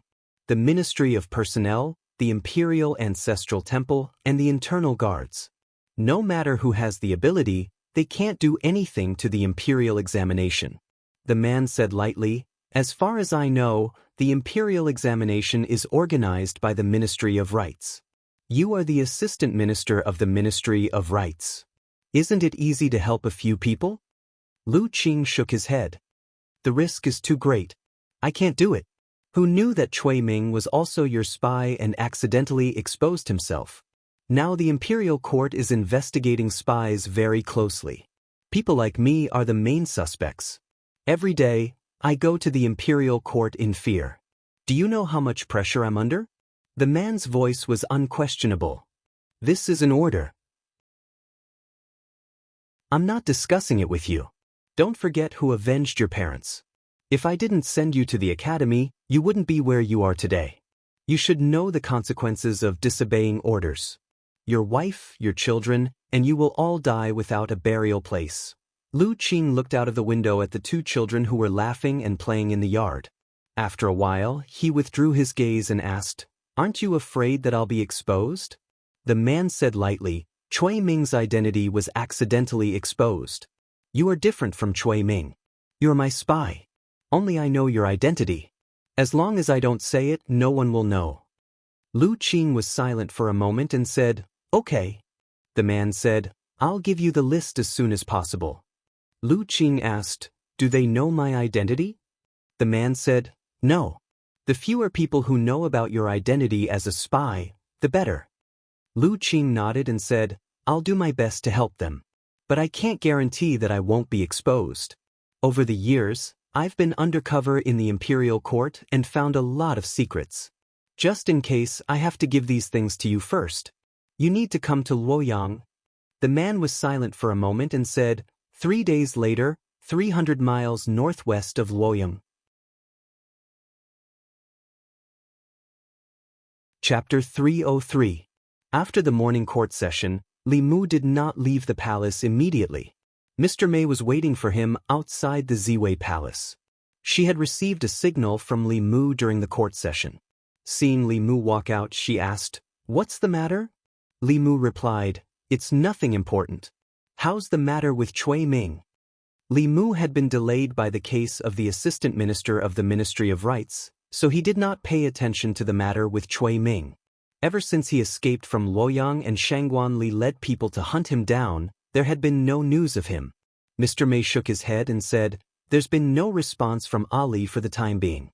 Cui Ming is now wanted by the 36 counties, so he definitely won't dare to show himself. He's probably hiding somewhere." Li Mu could only blame himself for not foreseeing this. If he had the sound-transmitting conch with him, Cui Ming's soul would have been scattered by now. But it was too late for regrets. Li Mu asked again, "How's the investigation of the demon sex spies going?" Mr. Mei shook his head and said, "Nothing. Even a fourth-rank official had been infiltrated. It was impossible to say that there were no spies from the demon sect in the Great Zhou court. Perhaps they were hiding in the court, but no one knew about them. The demon sect was after the Great Zhou. They had been infiltrating the court since 100 years ago and constantly stirring up trouble everywhere. Those who could be chosen as spies were not ordinary people. Their minds were abnormally firm, and they could hide for years or even decades without exposing themselves. The soul-sucking technique would not work on them, and the soul-searching technique was not realistic either. Even if a 10-year-old official in the imperial court looked cautious and conscientious, there was no guarantee that he did not have any ill intentions towards the great Zhou dynasty. The entire Shin-du seemed calm and peaceful. However, no one knew how many undercurrents were lurking beneath this tranquility. Mr. Mei said, "If there are still spies from the demon sect or other forces in the imperial court, we won't be able to find them in such a short time. The most important thing now is the imperial examination. We have to make sure that there are no problems with the candidates from each county." Li Mu had already discussed this matter with the others when he was in the secretariat. Talents for the imperial examination were recommended by each county. The advantage was that it could break the academy's monopoly on the officials and reduce the omission of talents. The disadvantage was that the people recommended by each county were both good and bad. It would be fine if they were not talented, as they would not be able to pass the imperial examination. However, if they were talented but not virtuous, or were simply spies sent by various forces with ulterior motives, the harm to the great Zhou was continuous. Therefore, the selection of talents for the imperial examination was also regulated by the Hall of Secretaries when they formulated policies. The people chosen by the local government had to come from the local area and have a household register. Furthermore, within 3 generations, they could not commit any serious crimes. After passing the imperial examination, they would be further investigated by the Ministry of Justice. This would be able to keep out most of the people who broke the law. If they were still infiltrated under such high pressure, the imperial court would have to admit defeat. They could not search everyone's soul, and even if they did, they could not be 100% sure that there would be no problems. In order to prevent the spread of Taoist magic arts, the Haotian Taoism would let their core disciples cultivate some secret arts to prevent their secrets from being discovered. It was very likely that the demon sect also had such secret arts. That day in the Golden Palace, Cui Ming could fearlessly ask the Empress to search his soul. It was very likely that he was confident that he would not be discovered. Unfortunately, he had encountered an unreliable teammate. From this, it could be seen that the fewer people who knew about such a secret, the better. After leaving the palace, Li Mu returned to the North Court. There was still some time before the imperial examination, so he had enough time to prepare. Walking on the quiet streets of the North Court, he passed by a mansion. A woman came down from a carriage parked in front of the mansion. This woman did not expect to meet Li Mu here. She stared at him with hatred in her eyes. Li Mu and Zhou Chu's mother looked at each other. This woman with madness in her eyes was the mastermind behind this case. If it was not for the Zhou family's death exemption medallion, she would be in the prison of the Ministry of Justice, just like the former assistant minister of the Ministry of Rights. The woman looked at Li Mu with madness in her eyes and said, "I let you escape this time. Next time, I don't know if you will be so lucky." Li Mu looked at her and said with a smile, "This is what I wanted to say to you. You are lucky this time. If there is a next time, do you think the Zhou family will still be able to protect you with a death exemption medallion?" Although Li Mu was smiling, his gaze made her feel cold. The woman did not dare to look at him again. She looked away and hurriedly walked into the mansion. In the mansion, a woman came up to her and supported her. She said, "Mother, why didn't you tell me you were coming? I would have asked Zhuang Yun to send someone to pick you up." A man also came up and bowed to her. He said, "Your son-in-law greets mother-in-law." The woman said, "I came here to ask Zhuang Yun for help." The man raised his eyebrows, but the smile on his face became even brighter. He asked, "What do you need, mother-in-law? Just say it." The woman gritted her teeth and said, "You know that Chu died tragically at the hands of that evil man, Li Mu. Your father is cruel and did not avenge Chu. Unfortunately, I am weak and can only watch that evil man roam freely in Luoyang. Zhuang Yun is the vice minister of the Supreme Court. He must have a way to avenge your brother." The man smiled and said, "Welcome, mother-in-law. Please rest in the inner courtyard." The woman asked, "Then about your brother?" The man said, "How can I not listen to mother-in-law? This is not the place to talk. Let's go in first." He led the woman in. When they entered the inner courtyard, his lips moved slightly but no sound came out. After entering the inner courtyard, the woman looked at the man. Just as she was about to speak, a servant suddenly rushed in from outside. He said, "Sir, it's not good. The Supreme Court sent someone. They said that there is an emergency in the temple. The minister wants you to go there immediately." The man looked at the woman and said awkwardly, "It's not convenient for me right now." The servant said, "I saw that person in a hurry. It seems that there is something important. If you delay it, I'm afraid the minister will blame you." The man looked helpless. He could only look at the woman and said, "Mother-in-law, it's really unfortunate. The Supreme Court has an emergency and needs me to deal with it. I will be back soon." After saying that, he strode out of the inner courtyard. He did not slow down until he walked out of the mansion. He said to the servant, "Stay at home. When she leaves, come to the Supreme Court and inform me." The servant asked, "What if she doesn't leave?" The man said, In a while, get someone to buy a bedding and send it to the Supreme Court. There are too many old cases in the Supreme Court. I'm afraid I will have to live in the Supreme Court from now on. When Li Mu returned home, he saw that the Empress was also there. Xiao Bai was teaching her how to make dumplings. This was something he envied the Empress for. The two of them left court at the same time, but she always arrived home earlier than Li Mu. Li Mu only needed to cross 2 streets to get home from the palace. She only needed a thought. The Empress was a cultivation genius. Her learning ability was naturally extraordinary. Chinese chess was taught to her by Li Mu, but she only used an hour to defeat him. As for making dumplings, Xiao Bai demonstrated it to her a few times, and she was able to make it look like it was real.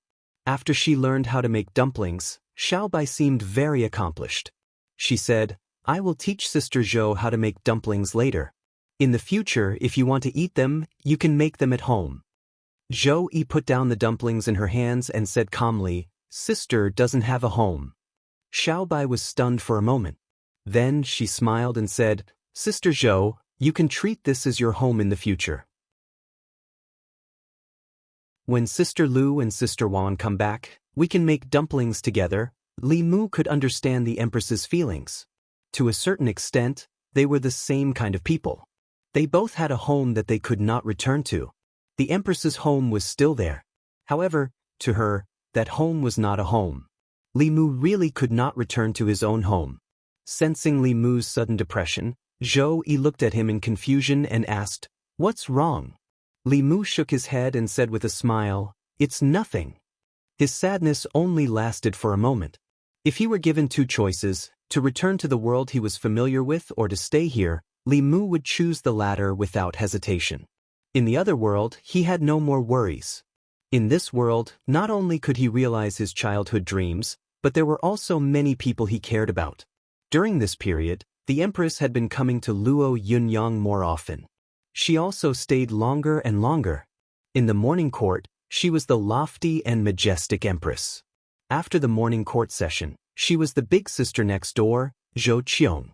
She cooked together with Xiao Bai, went shopping together, and trimmed the garden together.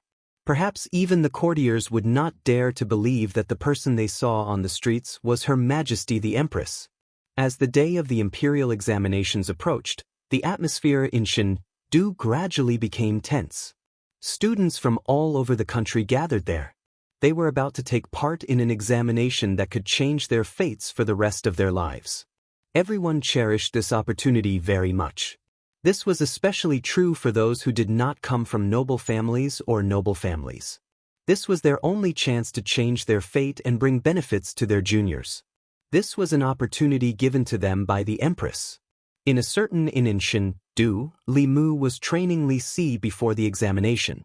Although he was suspected of being a judge when he took part in the examination, if he did not take part, he could only be a constable and an imperial censor. There were also many restrictions when he worked for the Empress in the imperial court. During this period, many inns in Chengdu had earned a lot because the imperial examinations were approaching. Even though they had raised the price several times, the rooms still could not meet the demand. In a certain room on the 2nd floor of a remote inn far away from the imperial city, 4 figures were gathered around a table, staring at a bronze mirror on the table. One of them used blood to write a complicated rune on the bronze mirror. Then he used his magic power to activate it. The bronze mirror flashed, but there was no change. That person had a puzzled look on his face. "That's impossible. That lord clearly said that when we reach Chengdu and activate this magic artifact, he will immediately contact us. In the past 3 days, we have tried many times. Why hasn't he responded even once?"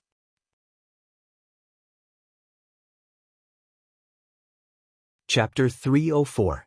These days, Li Si's performance really exceeded Li Mu's expectations. Back in the North County, with Chen Miao by his side, it was understandable that Li Si restrained himself. But this was the divine capital, thousands of miles away from the North County. Chen Miao was far away on Baiyun Mountain. Li Si didn't hang around brothels or hook up with girls. After all, he had lost his primordial yang long ago. Even if he really messed around in the divine capital, Chen Miao wouldn't find out. But he didn't. He locked himself in his room all day to prepare for the exam. If he didn't have to go to the Ministry of Justice to check his identity today, he might not even leave the inn. When he indulged himself, Li Mu was shocked. When he restrained himself, Li Mu was shocked. On the way to the Ministry of Justice, Li Si asked, "How's your friend?" Li Mu asked, "Which friend?" As soon as he said this, he remembered who Li Si was talking about. Li Mu said, "You're right. He and that girl have reconciled, but it's not like what you said. There's just a small misunderstanding between them. It'll be fine after they explain it clearly." Li Si raised his eyebrows. "It's not like that?" Li Mu said, "Between a man and a woman, besides love, there's also friendship. It's not necessarily like what you said." Li Si asked, "Is she beautiful?" Li Mu nodded. "Yes." In all fairness, the Empress's appearance was at least in the top 10 of the divine capital's 100 beauties. Whether she wore a dragon robe or ordinary clothes, she was beautiful. Li Si asked again, "Is your friend handsome?" Li Mu said, "He's as handsome as me." Li Si looked at him meaningfully but didn't say anything. Li Mu looked up and said, "We've arrived at the Ministry of Justice." Even though the 36 counties had already investigated the identities of the candidates, the imperial court still had to investigate again in order to prevent people with ulterior motives from mixing in. A long queue had already formed at the entrance of the Ministry of Justice. They were all the examinees who were here for the identity verification today. Among them, Li Mu saw many wearing the uniforms of the 3 academies. Although the imperial court no longer chose officials directly from the students of the academy, the students of the academy still had a lot of privileges in the imperial examinations. Any student of the academy could directly participate in the imperial examinations without being nominated by the local government. The academy had a history of 100 years and had contributed far more to the Great Zhou than to the destruction. It was unrealistic to directly exclude the academy from the imperial examination. In fact, although the imperial court had introduced the imperial examination, it still could not change the special status of the academy. The students who had been taught in the academy for a few years were far superior to the local talents in terms of character and talent in all aspects. In order to completely change the academy's domination of the imperial court, they had to strengthen the local basic education. This was not something that could be changed overnight. Of course, the academy was also aware of this. Therefore, when the Empress almost arbitrarily carried out the imperial examination, there was not much resistance from the academy. Whether it was changed or not, it did not have a big impact on the academy.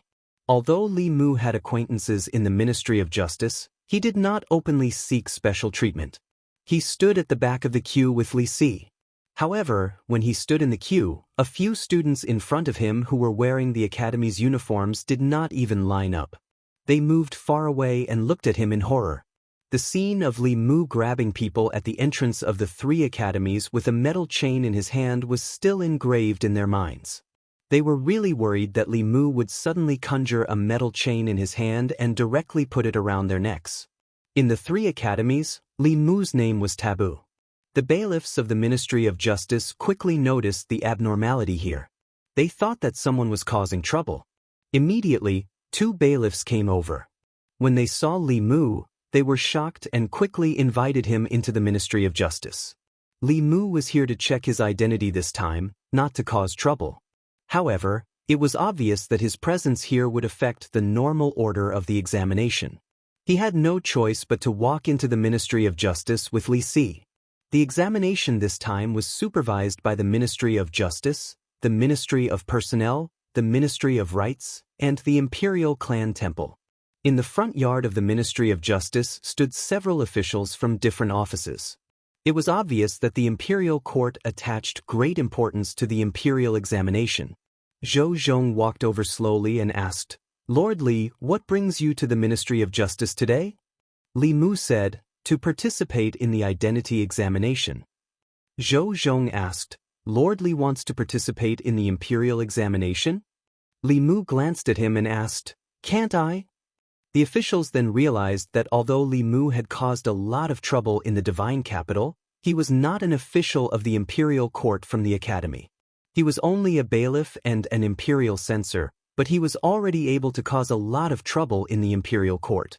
If he passed the imperial examination and had an official identity, what would happen? Yes. Zhou Zhong nodded and said, Lord Li, you don't have to be examined anymore. Li Mu shook his head and said, there are no exceptions before the imperial examination. Lord Zhou, just treat me as an ordinary examinee. Zhou Zhong did not say anything else. He brought Li Mu to a government office. In the office, an official from the Ministry of Justice was sitting and questioning a young man. Name: Chen Liang. Place of birth: Jiangyin County, Jiangqing County. Who recommended you? The county magistrate of Jiangqing. There was a small bell on the table in front of the young man. It should be a Dharma instrument used to detect lies. If he lied and caused the instrument to respond, it would be difficult for him to walk out of the Ministry of Justice today. After the young man walked out, the official from the Ministry of Justice said, next. Another examinee was about to enter but was stopped by Zhou Zhong. He was unhappy and looked sideways. Then he immediately retracted his head and took a step back to make room. Li Mu walked in under Zhou Zhong's signal and placed the examination papers on the table. The official from the Ministry of Justice did not even raise his head and asked, name? Li Mu. Place of birth: North County, Yangqiu County. Who recommended you? Your Majesty. Who? The official from the Ministry of Justice raised his head. The people recommended by the local people were usually the county magistrate or governor. He did not know who the emperor was. When he raised his head to confirm, he saw Li Mu and was stunned for a moment. He immediately stood up and said, Lord Li, that's enough. Zhou Zhong looked at the official and said, write me down as the recommended person. This kind of examination was just a formality. It was difficult to detect people with ulterior motives through the Dharma instrument. After the imperial examinations ended, those who passed would be examined in more detail. After Li Mu, Li Si passed the examination quickly. When the two of them walked back to the courtyard, an official hurried in and said to Zhou Zhong and the others, sorry, I'm late. The assistant minister looked at him and frowned. The imperial examinations are the most important thing in the imperial court. How can you be so careless? Sorry, cough cough. The official said apologetically. Suddenly, he covered his mouth and coughed. There was blood coming out of his mouth. The officials were shocked and quickly asked, Lord Lu, what's wrong? The official waved his hand and said, something went wrong with my cultivation last night and I suffered internal injuries. It's nothing, one of the officials said. Lord Lu, why don't you return to your residence and rest? With us here, nothing will happen. Lord Lu, take care of your body is more important. The official shook his head and said, the imperial examinations are the most important thing in the imperial court. How can I leave my post without permission? It's just a small injury. It's nothing. Li Mu already knew the identity of this person. He was the new assistant minister of the Ministry of Rights. Last time, when Li Mu was framed, this person was the one who benefited the most. When the Ministry of Rights was short of manpower and was facing the imperial examinations, they urgently needed officials to preside over them. He, who had just been transferred to the Ministry of Rights, was promoted to Assistant Minister of the Ministry of Rights. This saved him at least 10 years of struggle. Seeing him vomit blood, there were still officials who asked uncertainly, Lord Lu, are you really okay? Lu Qing wiped the blood from the corner of his mouth and said, I'm fine. When the crowd saw this, they could not help but respect him. Before today, when they mentioned this assistant minister of the Ministry of Rights, they only thought that he was lucky to climb to his current position. Now, it seemed that this person was so ruthless to himself that it was no coincidence that he was able to climb to his current position. This was also the first time Li Mu had seen such a ruthless person. He couldn't help but take a few more glances. He realized that, besides being ruthless to himself, this assistant minister of the Ministry of Rights was also rather handsome. Although he was not as bewitching as Cui Ming, he could definitely be considered a handsome man, comparable to several Zhang Chuns. The assistant minister of the Ministry of Rights also noticed him. He clasped his hands and said, "This must be Lord Li Mu. My apologies, my apologies." Li Mu clasped his hands and said, "Lord Lu has truly worked hard for the imperial court?"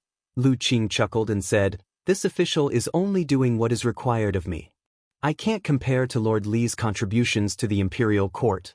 As the two exchanged a few words of praise, they suddenly heard quarreling from the side. "Why can't I take the examination? Give it back to me. Go, go, go. Don't delay the others here." Li Mu turned his head and saw a familiar figure. Wei Peng was being pushed out by two officials from the Ministry of Justice. His face was red as he argued with them about something. Li Mu quickly understood the reason. If Wei Peng had come to the Ministry of Justice to examine his qualifications for the imperial examination, there was a very high chance that he would not pass. His father, the minister-counselor of the Ministry of Revenue, Wei Teng, had just been removed from his post by the Empress. According to the rules, the first 3 generations of the Wei clan could not participate in the imperial examination. Wei Peng was currently the son of a guilty official, so he naturally could not pass the examination of the Ministry of Justice. Zhou Zhong walked over and glanced at Wei Peng. He asked the official from the Ministry of Justice, "What's going on?" The official bowed and said, "Lord Lu, this person is the son of a guilty official. According to the law, he cannot participate in the imperial examination." Zhou Zhong said, "The minister-counselor of the Ministry of Revenue was convicted after he received the examination. The Ministry of Justice's examination is only for those with bad intentions. Since he received the examination, he has the qualifications to participate in the imperial examination. The Ministry of Justice has no right to take away his right to participate." Since the assistant minister had already spoken, the official from the Ministry of Justice did not dare to say more. He obediently returned the examination to Wei Peng. Wei Peng took the examination and bowed to Zhou Zhong. "Thank you, Lord Lu." Zhou Zhong indifferently glanced at him and said, "I am acting according to the law."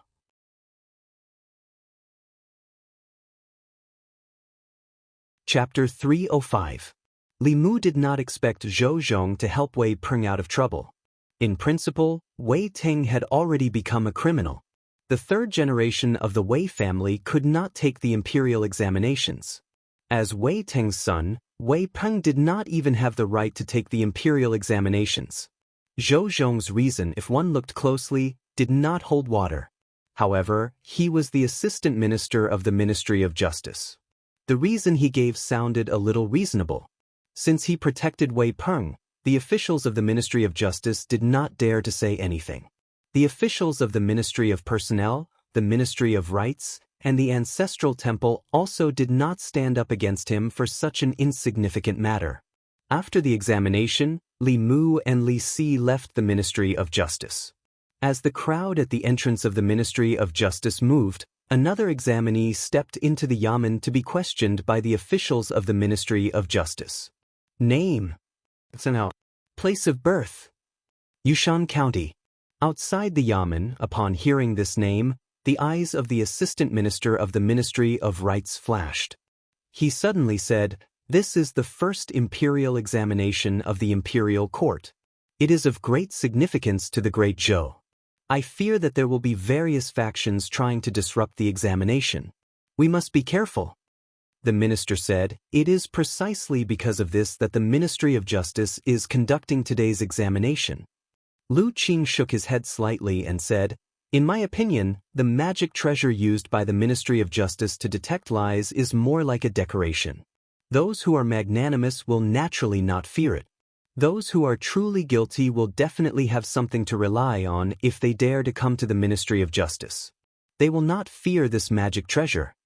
The minister thought for a moment and nodded.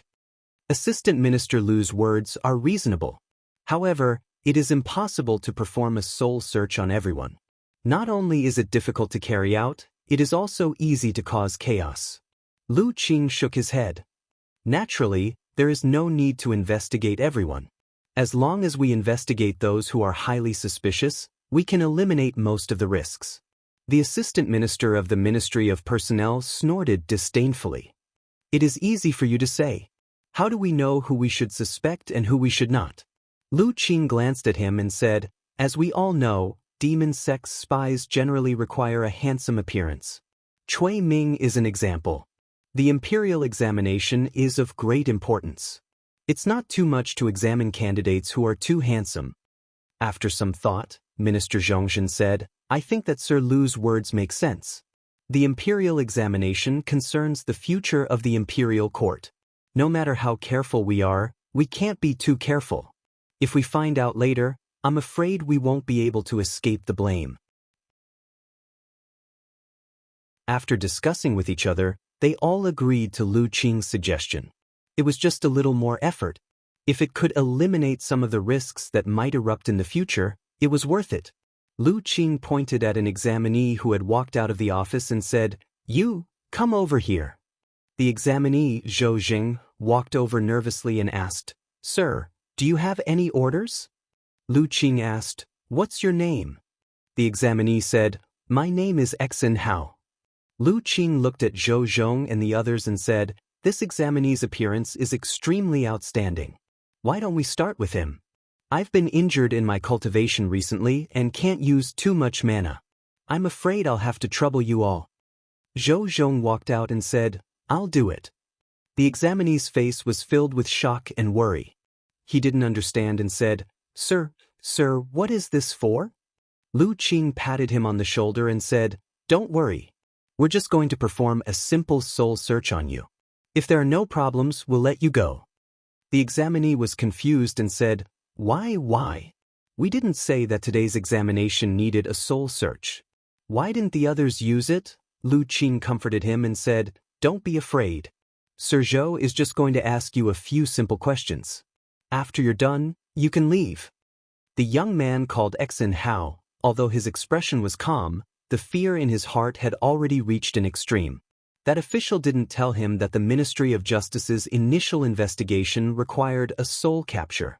He only said that they had people in the court who would help them pass the imperial examination and avoid the subsequent investigations. Without any prior preparation, he couldn't guarantee that he wouldn't say something that he shouldn't say when his soul capture was carried out. Lu Qing saw his hesitation and asked, What, is there a problem? Xen Hao shook his head and said, No. If he did not resist, he might be able to get away with it. As long as he showed the slightest sign of resistance, he would probably immediately give himself away. In order to ensure that nothing went wrong, he had already obtained a secret dossier beforehand. Within the dossier, there was detailed information on most of the officials in the court. This Zhou Zhong, the Assistant Minister of Justice, had the strength of the fifth realm. In order to resist a soul search, he had deliberately trained his mind. With the strength of the Assistant Minister of Justice, it should be impossible for him to break through the defenses in his heart. Thinking of this, he was much more relieved. He walked up to Zhou Zhong of his own accord and said, Sir, you may begin. Zhou Zhong nodded and said, Look into my eyes. Xen Hao raised his head and looked into Zhou Zhong's eyes. He only felt that Zhou Zhong's eyes had suddenly become a whirlpool, as if trying to suck in all of his mind. However, his mind was extremely firm. Although there was confusion in his eyes, as if his soul had already been searched, in the depths of his heart, he had always maintained a clear mind. Xen Hao thought that Zhou Zhong would immediately ask him questions, but he quickly discovered that Zhou Zhong's soul search had not stopped. On the contrary, the whirlpool in Zhou Zhong's eyes spun faster and faster, faster and faster. It was so fast that the part of his mind he used to maintain his consciousness was uncontrollably sucked in by the whirlpool. In his shock, Xen Hao wanted to immediately look away. It was also at this moment that the whirlpool in Zhou Zhong's eyes spun at its peak speed, completely controlling his mind. After an unknown amount of time, Xen Hao finally felt his consciousness return. He saw Zhou Zhong looking at him expressionlessly. The officials standing around him all had shocked expressions. Xen Hao had already realized what had happened. Without hesitation, he activated a magic treasure he had hidden in his sleeve. His body disappeared from where he stood. The next time he appeared, he was already outside the Ministry of Justice. He placed a fulu on his body and turned into a ray of light, dashing into the distance. Trying to run? They are indeed spies from the demon sect. How dare they? A few auras shot into the sky from the Ministry of Justice and headed in the direction he had disappeared. The sudden change of events stunned the candidates who were still queuing up outside the Ministry of Justice. On the streets of the divine capital, Li Mu had just parted ways with Li Si. He was about to head home when he suddenly raised his head and looked behind him. A figure could be seen flying across the sky at a rapid speed. In the divine capital, unless there were special circumstances, flying was prohibited. There were a few figures chasing after the person. Li Mu sensed a familiar aura among the figures. After he reacted, he raised his hand and a golden ray of light flew out from his hand. After the sound of wind breaking, the figure that was flying in front suddenly stopped. His body was tied up by a golden rope, and the Fa Li in his body was quickly sealed. He fell from the sky and fainted. When Li Mu walked to his side, the other figures also descended from the sky. He looked at Zhou Zhong and asked, "What's going on?" Zhou Zhong glanced at the person on the ground and said, "This person is a spy from the demon sect. After I used the soul assimilation technique on him, he tried to escape." "Thank you for your help, Lord Li," Li Mu said. "It was just a matter of convenience. You could have caught him even if I didn't do anything." Then, he asked in surprise, "How did you find out that he was a spy from the demon sect?" Zhou Zhong said, "This person is handsome and attracted Lord Lu's suspicion. After I used the soul assimilation technique on him, I found out that he was a spy from the demon sect." The Assistant Minister of Personnel looked at Lu Qing and said, "Lord Lu's eyes are as sharp as torches. You saw through his identity with a single glance." Lu Qing waved his hand and said, "I don't have such ability. I just happen to be lucky." The Deputy Minister sighed and said, "Lord Lu's luck is really good these days." He had just been transferred to the Ministry of Rights when the Assistant Minister of Rights was in trouble. Coincidentally, the Ministry of Rights was short of people for the imperial examination, so he was promoted to Assistant Minister. The first person he met with was a spy from the demon sect. His luck was really unparalleled. In this short period of time, Zhou Zhong had already completed the soul assimilation technique on this person. He said in a low voice, "He still has 3 accomplices in the inn. Lords, follow me and take down these demon sect spies." On the first day of the Ministry of Justice's investigation, they found out that there were spies from the demon sect who tried to sneak into the imperial examination. If they were lucky enough to pass the imperial examination and avoid the investigation, they would bring a lot of trouble to the imperial court. In addition, through the soul assimilation technique on these 4 people, they found out that there were still spies from the demon sect in the Great Zhou court. This news caused quite a stir in the imperial court. However, the 4 people didn't know the identity of the spy. The imperial court could only wait for this person to reveal himself. Only then would they find out. Cui Ming had been a spy for more than 10 years before he was accidentally discovered. No one knew who the next Cui Ming would be. The newly promoted Assistant Minister of Rights had undoubtedly contributed the most in this incident. If it weren't for his suggestion, these 4 demon sect spies wouldn't have been discovered so early. There had always been rumors in the imperial court about Lu Qing's promotion to Assistant Minister of Rights. They believed that he had relied on luck to obtain his current position. If it weren't for the previous Assistant Minister of Rights accident and the Ministry of Rights confirmation, this position wouldn't have been his.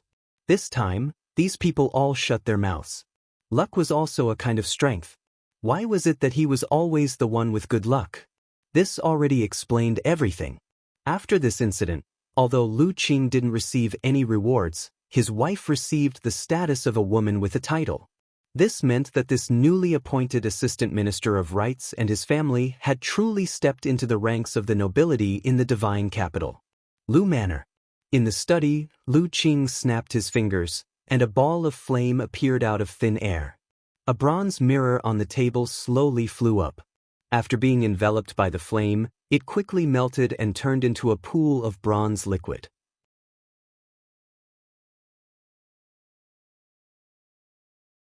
Chapter 306. The imperial examinations were the cradle of the Great Zhou's officials. Li Mu guessed that the opposing powers of the Great Zhou wouldn't let go of this opportunity. However, he didn't expect the demon sect to be so brazen. It was a pity that they had gone through so much trouble to open up a path and send the spy to the divine capital, only to lose in an unexpected way. Spies were suspected because they were too handsome. After this matter, it was likely that the several demonic path sects would change their bad habit of judging people by their appearance. The more handsome and beautiful a spy was, the easier it was to arouse suspicion and the easier it was to be exposed. Of course, this wasn't necessarily a good thing for the imperial court. If the demon sect changed their habit of judging people by their appearance, it would be more difficult for the imperial court to find the spy. The investigation by Cui Ming and the Ministry of Justice made Li Mu realize that the demon sect's infiltration of the Great Zhou court had reached a level where they would stop at nothing. This power that covered the entire ancestral state was like a terrorist organization, stirring up storms in various countries. The Great Zhou seemed powerful, but the imperial court was divided internally by the new party and the old party. Apart from internal troubles, there were also many external troubles. The Ghost Realm and the Demon Nation wanted to leave Yudu and the wilderness, and the dragon race didn't want to stay in the dark depths of the sea forever.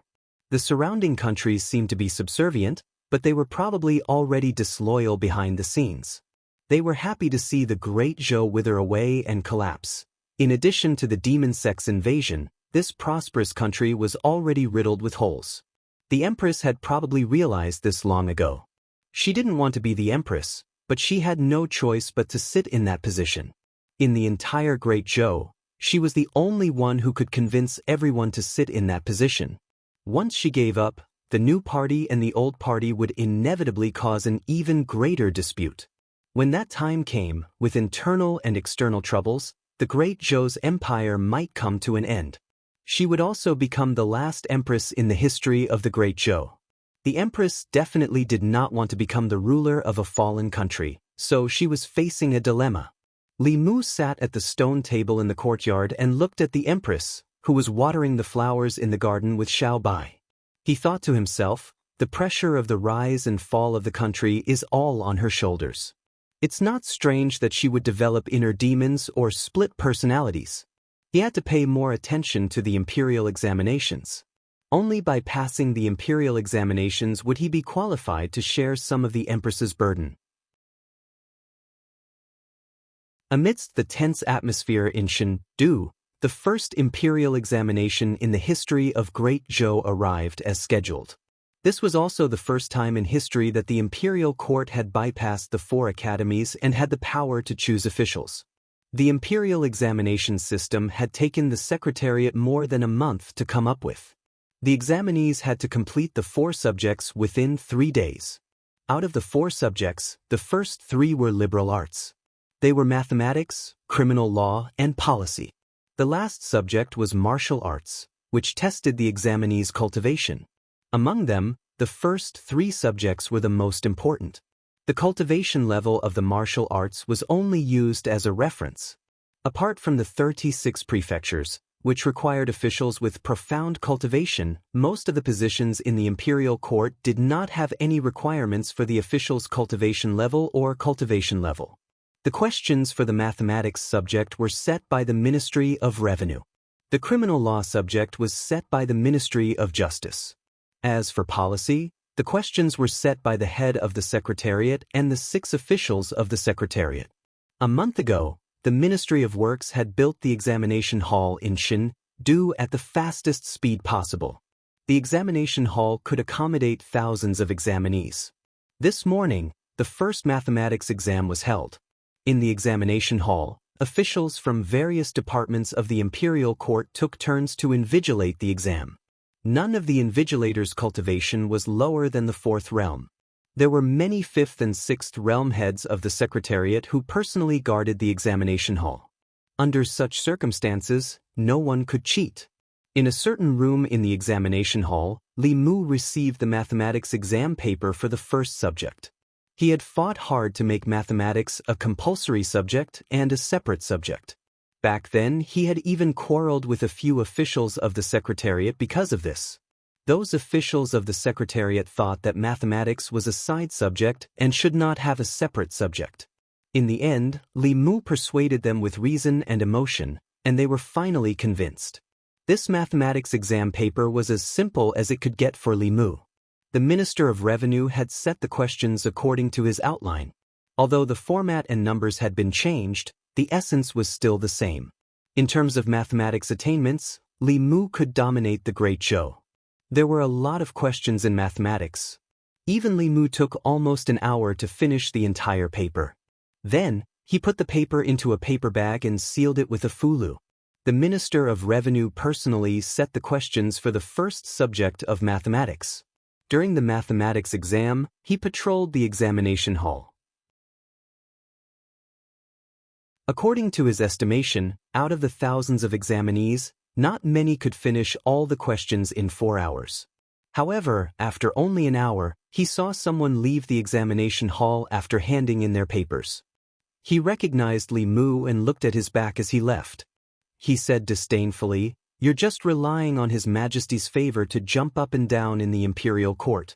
When faced with a test of real ability, you have to show your true colors." Lu Yi was beside him and asked, "Minister, are you talking about Li Mu?" The Minister of Revenue said, "Who else could it be? My exam paper is difficult for an ordinary person to answer in 4 hours. He left in an hour. I'm afraid he didn't calculate much." Lu Yi shook his head and said, "Minister, do you know who came up with the mathematics exam paper?" The Minister of Revenue asked, "Isn't it your minister?" Lu Yi said, "It's Lord Li." The Minister of Revenue was stunned for a moment. He then asked, "You mean to say that the exam paper I received was written by him? He came up with the mathematics exam paper himself?" Lu Yi nodded and said, "You can understand it that way." The Minister of Revenue frowned and said, "How can that be?" Lu Yi said, "Minister, you don't have to doubt the fairness of the mathematics exam. Lord Li's attainments in mathematics are probably unmatched in the entire Great Zhou. Otherwise, the Secretariat wouldn't have let him write the mathematics exam paper. With Lord Li's ability, he doesn't need to prove himself in the imperial examination." During the month in the Secretariat, Lu Yi and the others had a deep understanding of Li Mu.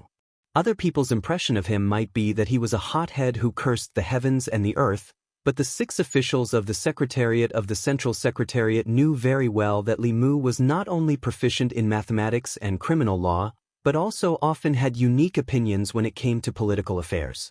He didn't need to use the imperial examination to prove his ability.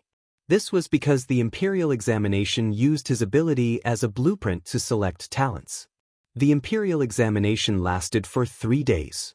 The first day tested mathematics in the morning, criminal law in the afternoon, policy on the second day, and cultivation on the last day.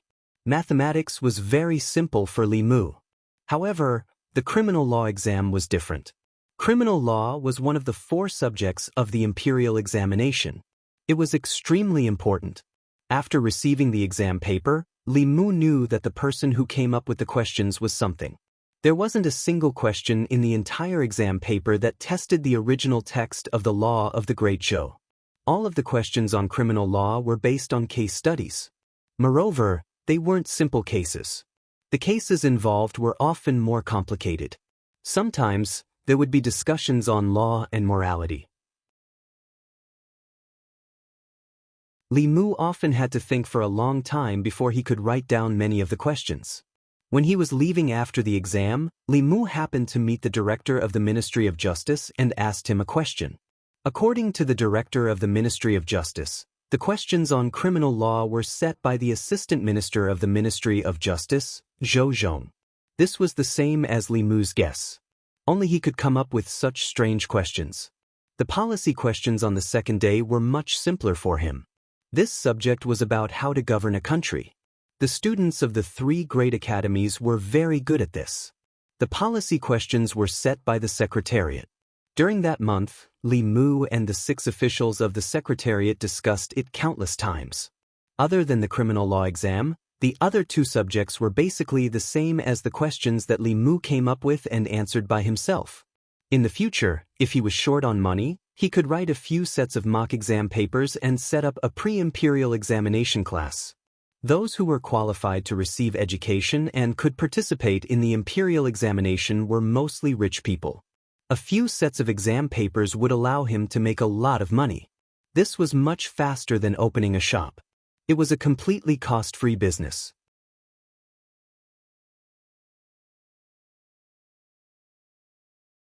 Chapter 307. After careful consideration, Li Mu dismissed the idea of starting a pre-examination class. The imperial examination was a channel for the imperial court to select officials. It was a very serious matter. If he really did that, he would be looking down on the imperial court. If a cultivator wanted money, it was very simple. They could draw a few fulu and sell them to mortals. They would be able to obtain countless gold and silver items. The 3 examinations from 2 days ago had been completed. From now on, the fate of all the examinees in the imperial examination was decided. The results of the 3 examinations would determine whether or not they could pass the imperial examination.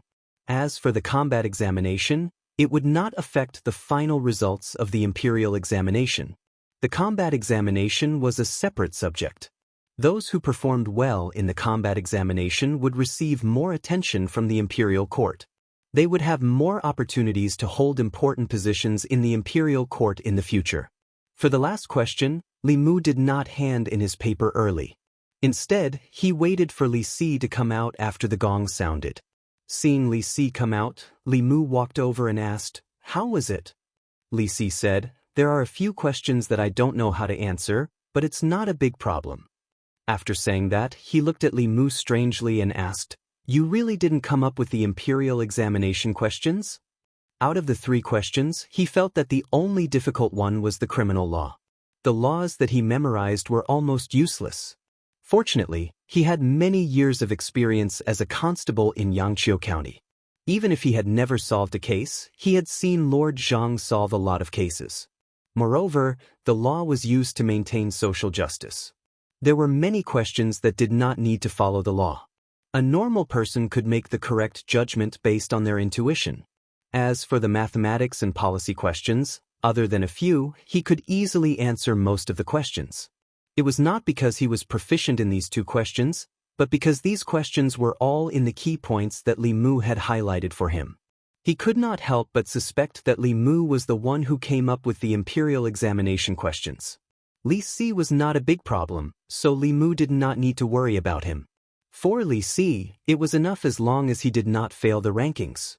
With his cultivation, he would at least be able to obtain an evaluation of B in the martial examination tomorrow. His future development would even be above that of his father-in-law. The combat examination wasn't a competition between examinees. Instead, the examiners would assess the students' abilities based on their performance. The results of the combat examination from top to bottom were divided into B, C, and IT. Each grade was further divided into 3 subgrades. At noon on the 3rd day, all the examinees gathered at the examination grounds. The examinees who had never cultivated before did not need to participate in the combat examination. They could just watch from the sidelines. There were thousands of examinees in the imperial examination this time, and there seemed to be close to 1,000 cultivators. The combat examination was held by the Ministry of War. Among the 3 provinces and 6 departments of the imperial court, the Ministry of War was a very special department. Since the establishment of the Great Zhou, the purpose of the Ministry of War's existence was to defend against foreign invasions. They rarely participated in ordinary national affairs. All the generals of the Great Zhou were under the command of the Ministry of War. They led troops to guard the borders of the Great Zhou, guarding against the Ghost Realm and Yao Nation. They usually did not leave easily. The reform of the imperial examination this time had a great impact on the other 3 academies. However, it did not affect White Deer Academy much. White Deer Academy nurtured talented generals. After the students of White Deer Academy left the academy, they would go to guard the borders instead of staying in the divine capital. Naturally, they would not form factions in the imperial court. The officials of the Ministry of War all had deep cultivations. The Minister of War was the Dean of White Deer Academy. He was also the only 7th-level expert among the officials of the imperial court. The 2 assistant ministers were both 6th-level cultivators. The few directors of the Ministry of War were 5th-level cultivators. Even the small minister-counselor was at the peak of the 4th level. The one in charge of the combat examination this time was the left assistant minister of the Ministry of War. The 1,000 examinees with cultivation were divided into 10 groups. Each group had about 100 people. There would be 2 examiners in each group. They would evaluate the overall strength of the examinees and give the final results. The Ministry of War nurtured talented generals and placed great emphasis on the actual combat ability of the examinees. The method of the combat examination was also very simple. Without using Fulu or Dharma treasures, the examinees had to rely on their own cultivation to attack the examiners. The longer they could last against the examiners, the higher the result they would receive. On the drill ground, one of the examiners in Li Mu's group pointed at the examinee at the front of the group and said, "You, come out. Choose a weapon and attack me with all your strength." That examinee looked refined. He was only in the soul refinement realm. Moreover, he looked like he had just refined 2 or 3 souls. He picked a sword from the weapon rack at the side and swung it straight at the examiner. Bang! Just as he got close to the examiner, the sword in his hand was kicked away. He stood there blankly. The examiner glanced at him and said indifferently, "Your Majesty Ding." Beside the drill ground, a clerk recorded the examinee's result. The examiner shook his head in disappointment. He looked at the next examinee and said, "You, come out." The second examinee had already refined 5 souls. It was clear that he had learned the rock leap technique. His footwork and figure seemed to have some kind of routine. He managed to last a few more moves against the examiner. After sending him flying with a kick, the examiner said calmly, "Your Majesty Ding, next. Your Majesty Ding, next. Your Majesty Ding, continue." Li Mu stood in the crowd and watched the examinees in front of him take the test one by one. Their results had a lot to do with their cultivation. Generally speaking, if they were in the soul refinement realm, they would be classified as Grade D. As for whether they were Grade D, or Grade D, it would depend on their performance in the test. In the combat test, they could use their own Dharma spells and abhijna, but they could not rely on Fulu Dharma treasures or other external objects. Li Mu could tell that the Ministry of War was very concerned about the examinees' actual combat ability. Even if they were only in the soul refinement realm, if they were able to last a few more moves against the examiner, they might be evaluated as Grade C. If they were in the soul condensation realm but only had dermic powers and were defeated in 1 or 2 moves, they would only be given Grade D. The examiner did not bully the examinees. When he encountered soul refinement realm examinees, he would only use the dermic powers of the soul refinement realm. When he encountered soul condensation realm and spirit condensation realm examinees, he would raise his dermic powers to maintain the same level as the examinees. However, the difference between cultivators of the same realm could sometimes be so great that it was unimaginable. This examiner was very experienced in actual combat. Even if they were of the same cultivation level, he could easily crush these examinees. This must have been trained from hundreds of battles. From the murderous aura emanating from his body, it was not hard to guess that he had been on a real battlefield before. Be it soul refinement realm or spirit condensation realm examinees, they were powerless against him. As for transcendent realm examinees, Li Mu had not seen them in this group yet. This kind of crushing battle started and ended quickly. Soon, it was Li Mu's turn. The examiner looked at Li Mu and asked, "What's your name?" Li Mu walked out and said, "Li Mu." If there was no important matter, officials of the Ministry of War would not attend court. Only now did the examiner know that the person in front of him was Li Mu, the one who had been causing chaos in the fairies' capital recently. This person's cultivation level had clearly reached the middle realm. The examiner suppressed his dermic powers to the 4th realm and said, "Choose a weapon." Li Mu said, "I'm used to using my fists." The examiner did not waste any more words. He said calmly, "Then let's begin." As soon as he finished speaking, Li Mu's figure disappeared. Bang! He punched out and the two fists collided. Both of them took a few steps back. The examiner's expression changed. He had thought that Li Mu, as a favored official of His Majesty, whose cultivation level had been forcefully raised by His Majesty, was just for show. However, this punch made him realize that the dermic powers in his body were solid and deep. In other words, he truly had the strength of the fourth realm. The examiner laughed loudly. Finally, I've met an interesting one. With that, he took the initiative to attack Li Mu. Seeing that the examiner had no intention of using his divine powers, Li Mu was too lazy to use them. He fought bare-handed with the examiner. This person was indeed experienced in battle, but Li Mu's fighting formula was not to be trifled with.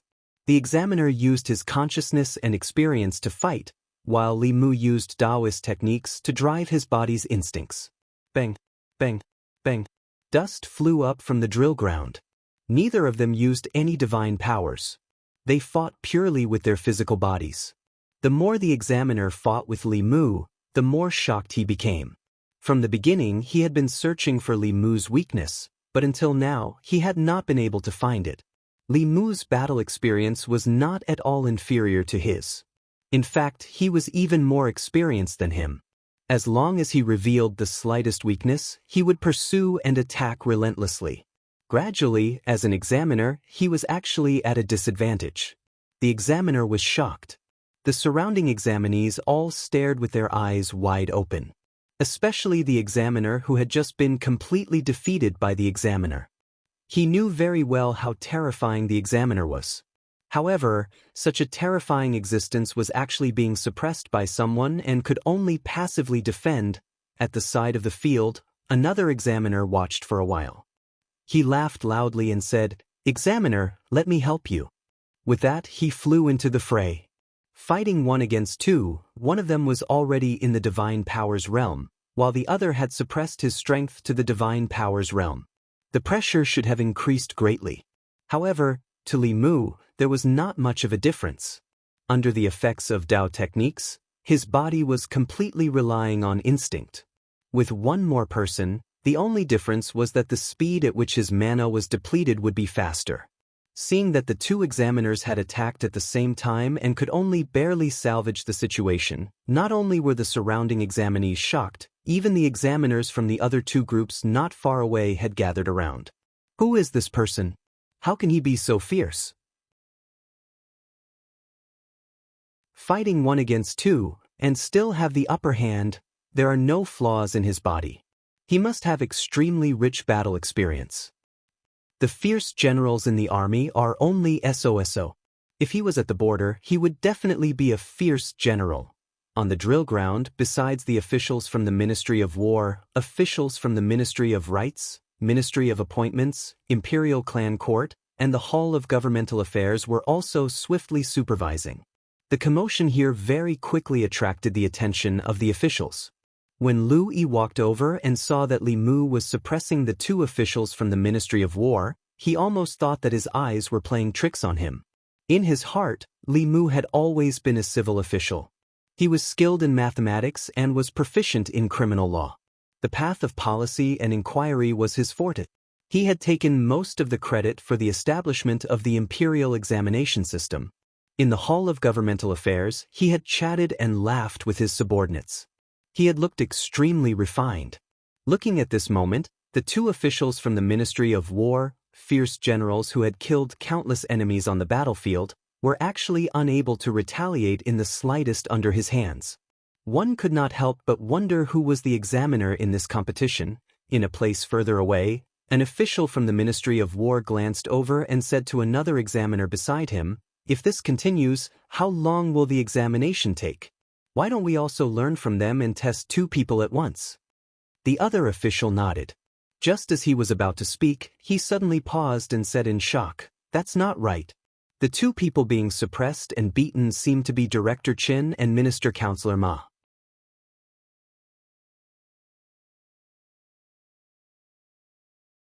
Chapter 308. The two officials from the Ministry of War stared blankly in that direction, suspecting that they were hallucinating.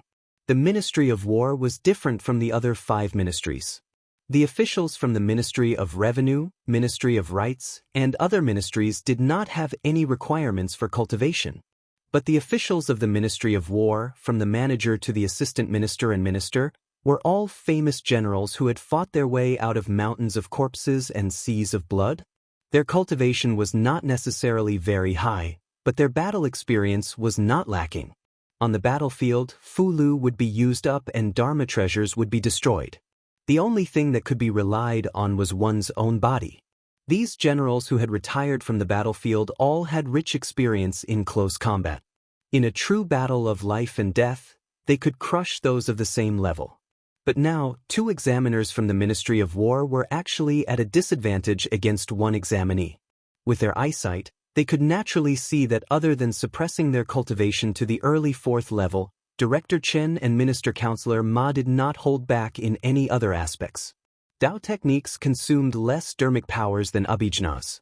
However, it was not beneficial for Li Mu to maintain it for a long time.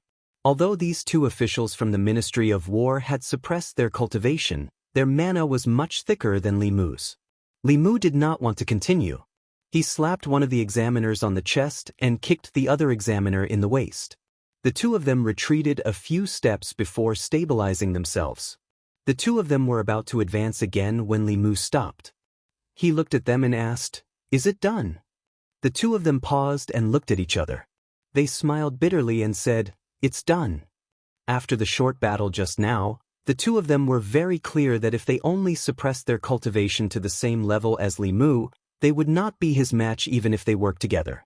From the last blow that he forced the 2 of them back, he probably still held back in the battle just now. The director from the Ministry of War looked at the official at the side of the field and said, "Li Mu, results of the combat examination, A+. A+ was the highest result in the combat examination, and also the highest evaluation they gave Li Mu. Under the influence of the 1,000 Illusions Venerable Master, Li Mu pursued the principle of keeping a low profile when it came to his own strength. In the past few months, he had almost never revealed his strength. But this time was different. It was not that he had to amaze the world with a single brilliant feat in the martial trial, but because he was participating in the imperial examination this time, not only for himself, but also for the Empress. Only if his performance was eye-catching enough, the officials in the court, including the people of the world, would not think that the Empress favored a mediocre person who had no good points other than being handsome. He wanted to prove to the court officials and the world that the Empress was not obsessed with his looks. After a short interlude, the combat test continued. After seeing how the 2 examiners had been defeated by Li Mu, the remaining examinees felt less fearful of them. Perhaps it was just that those people before Li Mu were too weak. Although they were not as good as Li Mu, they would not be ravaged too badly. Then, they experienced the cruelty of reality. Perhaps it was because the 2 examiners were depressed after losing to the examinees, but they did not show any mercy to the following examinees. Even if they suppressed their cultivation to the same level as the examinees, not a single examinee could last more than 10 moves from them. In a group of 100 examinees, there was only 1 A+, a dozen B+, and the rest were C+ and D grades. The examination of the other 9 groups also ended very quickly. Among the 1,000 examinees, including Li Mu, 12 examinees obtained A+ results. Among these 12 examinees, 6 A+, 2 A+, and 4 A+. The other 3 examinees who obtained A+ also defeated the examiners in their group. This made Li Mu pay more attention to the other 3 examinees. Those who could defeat the examiners of the Ministry of War with their own strength without using Fulu or Dharma treasures were not to be trifled with. They were all at the 4th realm, and if they were not restrained, their true strength would be above the 4th realm. However, Li Mu did not recognize these 3 examinees. He walked to Lu Yi and asked, "Lord Lu, do you know the identities of these 3 examinees?" Lu Yi looked in the direction Li Mu was pointing and said, "The 2 young men are called Zhou Zheng and Zhou Feng. They are the sons of the Minister of War, and the last one is the Crown Prince of the South." Zhou Zheng, Zhou Feng. Li Mu couldn't help but look at the 2 young men a few more times. They were the sons of the minister and the younger brother of the empress. If the Zhou family could continue to be part of the royal family of the Great Zhou dynasty, one of them would be the future emperor of the Great Zhou dynasty. Similarly, if the Shao family regained power, the crown prince of the south would be one of the successors to the throne. Although the former emperor had many concubines, he only had one son with the empress and one daughter with the imperial noble consort. They were the deceased crown prince and the current princess Yunyang. It was said that this was because something went wrong with his cultivation in his early years, and he was devoured by the world and lost his fertility. Even in this world, infertility was a problem for many people. As such, according to the rules of the past, if the emperor did not have a son, he would have to choose one from the next generation of the imperial family. In principle, all the crown princes had a chance. In short, these three were the true sons of the great Zhou's top nobles. They were the true crown princes, and were not on the same level as the foppish sons Li Mu had met before. Li Mu looked at the three and could not help but sigh. So that's how it is.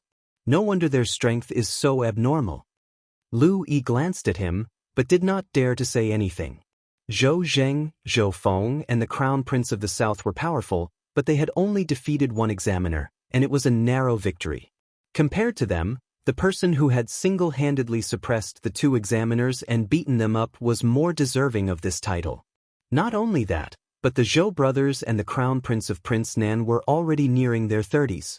On the other hand, Li Mu was probably not even 20 yet. Not only was he good-looking, he was also well-versed in both the pen and the sword. Even the brightest pearls of the Zhou family and the Shao family paled in comparison to him.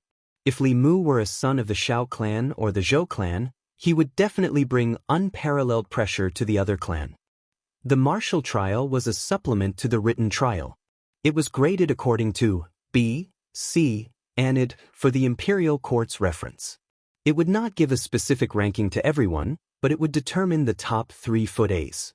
This was the ranking for Li Mu, the Zhou brothers, and the crown prince of the south. After a discussion, the officials of the Ministry of War listed the rankings. Li Mu was first in this martial trial, Zhou Zheng was second, then the crown prince of the south, and Zhou Feng was last.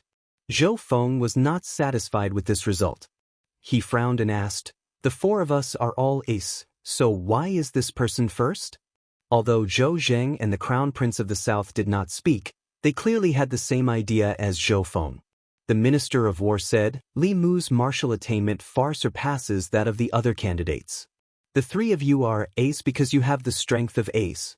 He is ace because the highest result in the martial trial is ace." Zhou Feng shook his head and said, "I'm afraid that your words will not convince the public." The Minister of War thought for a moment and said, "If you are not convinced, you can try." Zhou Feng waved his hand, and a wooden sword flew into his hand. He pointed the wooden sword at Li Mu and said, "Choose a weapon. Let me see the strength of your first place in the martial trial." Li Mu said, "I don't use a weapon." Zhou Feng glanced at him and said, "I won't hold back just because you don't use a weapon." As soon as he finished speaking, his body turned into an afterimage.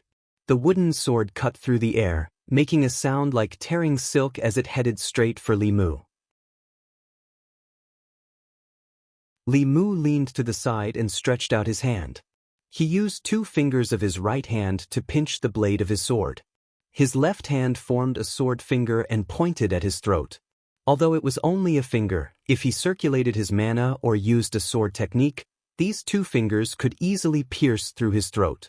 Of course, Zhou Feng must have some life-saving means on him. However, this was the martial trial. It was a test of martial arts.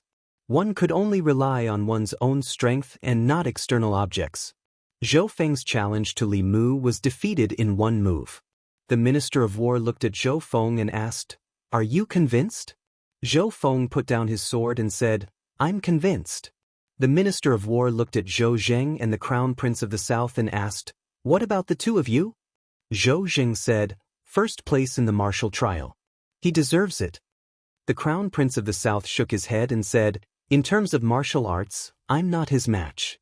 The Minister of War added, "If the Crown Prince is dissatisfied with your ranking, you can also challenge young Master Zhou Zheng." The Crown Prince of the South said, "There's no need. I'm not his match either." In this way, no one objected to the ranking of the four people. In this imperial examination, the results of the academic trial had not been released. The first place in the martial trial had already been announced. The Crown Prince of the South looked at Li Mu's back and said, "I lost to him in the martial trial. I can only wait for the academic trial to regain my face." As a descendant of the Shao royal family, he had countless resources piled up since he was young. The teacher who taught him martial arts was also a famous general who had been through hundreds of battles. For him to lose to such an unknown person in the martial arts examination was indeed a loss of face. The academic trial was different from the martial trial. As a descendant of the royal family, and a descendant of the royal family who was being nurtured as the future emperor, his strength was in politics. He was also proficient in mathematics and criminal law. Other than the Zhou brothers, he could ignore anyone else. Lu Yi, who was passing by, heard his words and shook her head slightly. They still had hope of defeating Li Mu in the martial trial. However, they had no chance in the academic trial. This imperial examination was actually unfair to them. They thought that Li Mu was an examinee like them, but in fact, they were examinees and Li Mu was the examiner. Reality was often so cruel.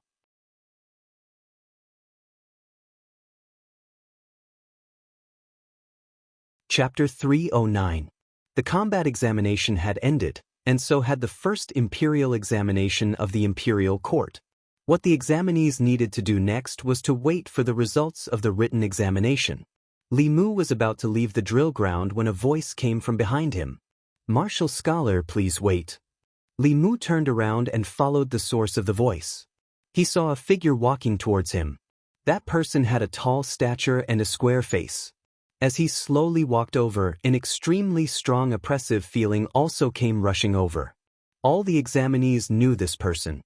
He was the chief examiner of this examination, the assistant minister of the Ministry of War, and also a cultivator of the Sixth Realm. Li Mu clasped his fists and asked, "Is there anything else, Lord Assistant Minister?" The assistant minister of the Ministry of War smiled and said, "I have left the army for many years. It has been many years since I've seen such an exciting battle of the martial way. I'm excited by the prospect and can't help but want to spar with the martial scholar." Li Mu looked at him in shock. No matter how confident he was in himself, he was not arrogant enough to challenge the Dongxian.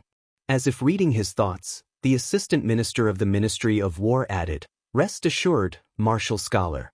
We will not use spells or supernatural powers. We will only spar with martial arts. We will not go overboard." Since it was like this, Li Mu couldn't refuse anymore. He nodded and pointed at the drill ground beside him. "Please." On the drill ground, the examinees were about to leave when they suddenly stopped. On the drill ground, two figures were engaged in close combat. It was difficult to tell who had the upper hand. At first, the official of the Ministry of War thought that someone was fighting on the drill ground. When he got closer, he realized that it was the assistant minister and the martial scholar, Li Mu. Soon after, many people's faces were filled with extreme shock. Who was the assistant minister? Before he became the assistant minister of the Ministry of War, he was a famous general in the Great Zhou. He had killed countless cultivators of the Yao kingdom on the battlefield. In terms of martial arts, there were not many people in the Great Zhou who could beat him. A young man who was not even 20 years old was actually on par with him in martial arts. One had to know that martial arts and spells were different. As long as one had enough mana, they could learn spells and spells. However, without experiencing life and death battles, without a lot of battle experience, it was very difficult to make any progress in martial arts. He was so young, but his attainments in martial arts were so profound. It was simply inconceivable. If they hadn't seen it with their own eyes, they wouldn't have believed it. The Zhou brothers and Prince Nan's crown prince watched from afar with fear on their faces. They had stayed in the academy for 2 years and had heard of Li Mu's name, especially the Zhou brothers. Because of Zhou Chu's death, Li Mu and the Zhou family had an irreconcilable blood feud. However, this did not mean that they would take Li Mu seriously. Everything that he had done was merely because he had the support of the Empress. If it had been anyone else, the result would have been the same. However, today's combat examination had greatly shocked them. They had been trained as the Crown Prince. A qualified Crown Prince had to be able to rule the country and maintain order in martial arts. In terms of cultivation, they were confident that they could compete with any genius in the world, including the core disciples of the 4 sects and 6 schools. Only this Li Mu had shattered their confidence. Zhou Feng took a deep breath and said, "Martial arts cannot represent all one's strength. When cultivators fight, fulu and magic weapons are the key to victory." Although this was somewhat self-comforting, it was also the truth. A low-level cultivator using a high-level fulu to instantly kill a mid-level cultivator was not uncommon in the cultivation world. In most cases, when cultivators fought, it was still based on who had more fulu, better pills, and stronger magic weapons. Other than on the battlefield, martial arts did not have much use. Such a person could be a good general, but no matter how powerful a general was, he was still just a subject. After being shocked, Zhou Feng breathed a sigh of relief. Fortunately, Li Mu's surname was Li, and not Xiao. Otherwise, many people in the Zhou clan would not be able to sleep because of him. The Crown Prince of the South also breathed a sigh of relief. Fortunately, Li Mu was not a member of the Zhou clan. Otherwise, he would have become the greatest obstacle to the Xiao clan regaining the throne. On the drill ground, Li Mu and the assistant minister of the Ministry of War had been in a stalemate for 15 minutes. In the past quarter of an hour, Li Mu finally realized what a real powerhouse was. The assistant minister of the Ministry of War was extremely experienced in battle. After 100 moves, Li Mu still had not found a flaw. This kind of person's comprehension of martial arts had probably reached an extremely profound level. Across from Li Mu, the assistant minister of the Ministry of War's gaze grew more and more shocked. Li Mu had not found a flaw, and he had also not found a flaw in Li Mu's. His martial arts experience had been honed through countless life-and-death situations and thousands of battles. No matter how talented a young man was, it was impossible for him to achieve this. The only possibility was that he had completely inherited the martial arts attainments of a martial arts expert. In the martial examination, other than fulu and magic treasures, Taoist techniques and abhijna were all allowed. Even if he had completely inherited the martial arts attainments of a martial arts expert, it was still within the limits of the martial examination. After a few more moves, more and more people had gathered. Li Mu could not defeat the assistant minister of the Ministry of War, but the assistant minister of the Ministry of War also could not defeat him. He took the initiative to retreat and said, "Why don't we call it a day?" The left assistant minister of the Ministry of War nodded and then asked, "The martial arts scholar's attainments in martial arts are no weaker than a fierce general who has been through hundreds of battles. It is truly rare among the younger generation. Who is his master?" Li Mu replied, "My master's Taoist name is Laozi." The assistant minister of the Ministry of War thought for a while and shook his head. "I am ignorant and have never heard of him." Li Mu smiled and said, "Master is like a wild crane in the clouds, pursuing the supreme Tao wholeheartedly. Not many people in the world know his name." The assistant minister of the Ministry of War did not pursue this question and said, "What plans does the martial arts scholar have after the examination?" Li Mu said, "I don't have any plans for now. I will follow your Majesty's arrangements." The assistant minister of the Ministry of War sized him up and said, "I can see that the psyche power in the martial arts scholar is not inferior to that of an old official who has been in the court for decades. With such attainments in martial arts, if he were to become a general, he would definitely be a valiant general." After all this time, it turned out that the assistant minister of the Ministry of War wanted to poach the Empress. Li Mu could not refuse directly and said politely, "Let's talk about it in the future." The assistant minister of the Ministry of War did not force him. He glanced at him and asked, "The psyche power in the martial arts scholar is dense but very messy. Do you not know how to control psyche?" Li Mu froze and asked, "What's psyche control?" The assistant minister of the Ministry of War saw that he really did not know, but he did not directly explain. he said, "You will know when you experience it for yourself." As he spoke, Li Mu suddenly sensed an invisible aura emanating from the assistant minister of the Ministry of War. Under this aura, Li Mu couldn't help but take several steps back, shock on his face. Just now, the assistant minister of the Ministry of War had erupted with a powerful psyche power that made Li Mu think of Vice Principal Huang. That day in the Crepe Myrtle Palace, he had used this move to almost heavily injure Li Mu. The assistant minister of the Ministry of War explained, "This is the psyche power that this official obtained from countless soldiers. Psyche power is a mysterious power. Its use is not only to accelerate the absorption of spiritual energy, but also to condense psyche into energy and form an attack."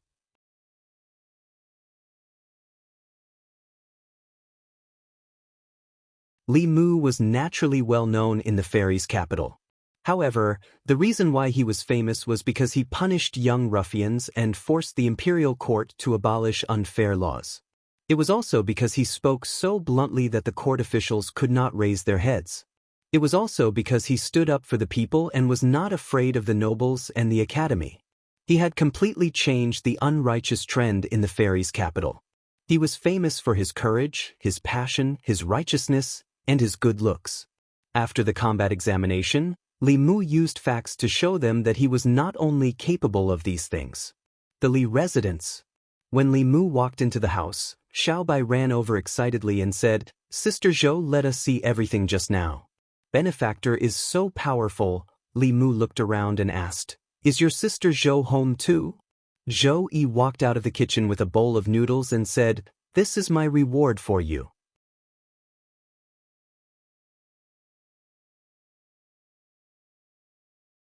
Chapter 310.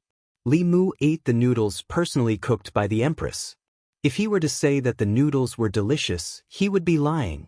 An ordinary bowl of noodles with a few slices of vegetables and chopped green onions wouldn't taste that good, but it wouldn't taste that bad either. This bowl of noodles cooked by the Empress could only be said to be ordinary. Li Mu had eaten Lu Hanyan's noodles, Xiao Bai's noodles, Wan's noodles, and even Su he had personally cooked at Clearwater Bay in order to reminisce about her days as a human. Among all the noodles he had eaten, the Empress's noodles were probably the worst. But she was the Empress. In the entire Great Zhou, perhaps only Li Mu could eat her personally cooked noodles. This wasn't an ordinary bowl of noodles. This was the Empress's favor. Li Mu finished the noodles and even drank the soup. Then he said, "Thank you, Your Majesty." Zhou Yi asked, "How was the taste?" "Li Mu, this is the best noodles I've ever eaten." In the end, Li Mu still went against his heart.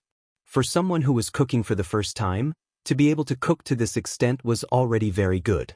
At this time, he couldn't find fault with her. Instead, he should encourage her. This was one of the reasons. The other reason was that Li Mu knew better than anyone that the Empress's chest wasn't as big as her chest. In order to suffer less in the dream tonight, he was willing to go against his conscience. Zhou Yi didn't continue this topic. Instead, he asked, "How was the written exam?"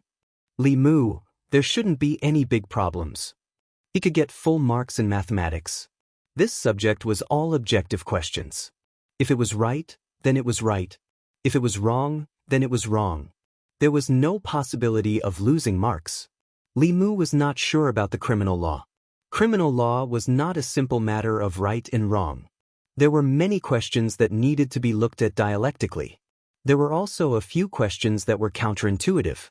He reckoned that many examinees would fall for them. As for policy, there was even less of a correct answer. The subjective view of the examiner was the deciding factor. Li Mu thought for a moment and asked curiously, "Can Your Majesty predict who will be the top scorer in the written examination?" Zhou Yi shook his head, divining this as calculating the fates of thousands of people at the same time. Even ninth-level cultivators can't do this. In the past, Li Mu thought that the seventh realm was very powerful, but after truly understanding them, he realized that they were not as omnipotent as he had imagined. There were many things that the Empress couldn't predict. There were so many seventh realm cultivators in the Immortals' capital, but the demon sect still managed to sneak up on them. Cui Ming had also been hiding in the imperial court for many years. If Li Mu hadn't coincidentally captured that tree demon, there was no telling how long he would have been able to hide. In the past, in Li Mu's heart, powerhouses of the upper realm were no different from gods. Now, it seemed that they were also humans, just stronger than ordinary people. They also had 7 emotions and 6 desires, people who could see and touch them. When he personally took the bowl of noodles from the Empress, Li Mu accidentally touched her hand. The Empress' hand was delicate, smooth, and warm. As Li Mu was thinking, he realized that he was distracted and immediately threw some inappropriate thoughts to the back of his mind. Of course, it would be good to be the top scorer in the written examination. Being the top scorer in both civil and martial arts would make the Empress proud. It didn't matter if he didn't get it. No matter what, passing the imperial examination was not a problem. At this time, in the examination hall. After the imperial examination ended, the examination hall was covered by a huge formation. This formation completely isolated the examination hall from the outside world. People outside couldn't enter, and people inside couldn't come out. This formation would only be activated 3 days later when the examination hall announced the results. In these 3 days, many officials from the 3 provinces and 6 ministries were temporarily transferred. They had to finish marking all the examination papers and rank the examinees' results within 3 days. The examiners who were transferred were at least in the 4th realm. Even if they didn't sleep or rest for 3 days, it was nothing to them.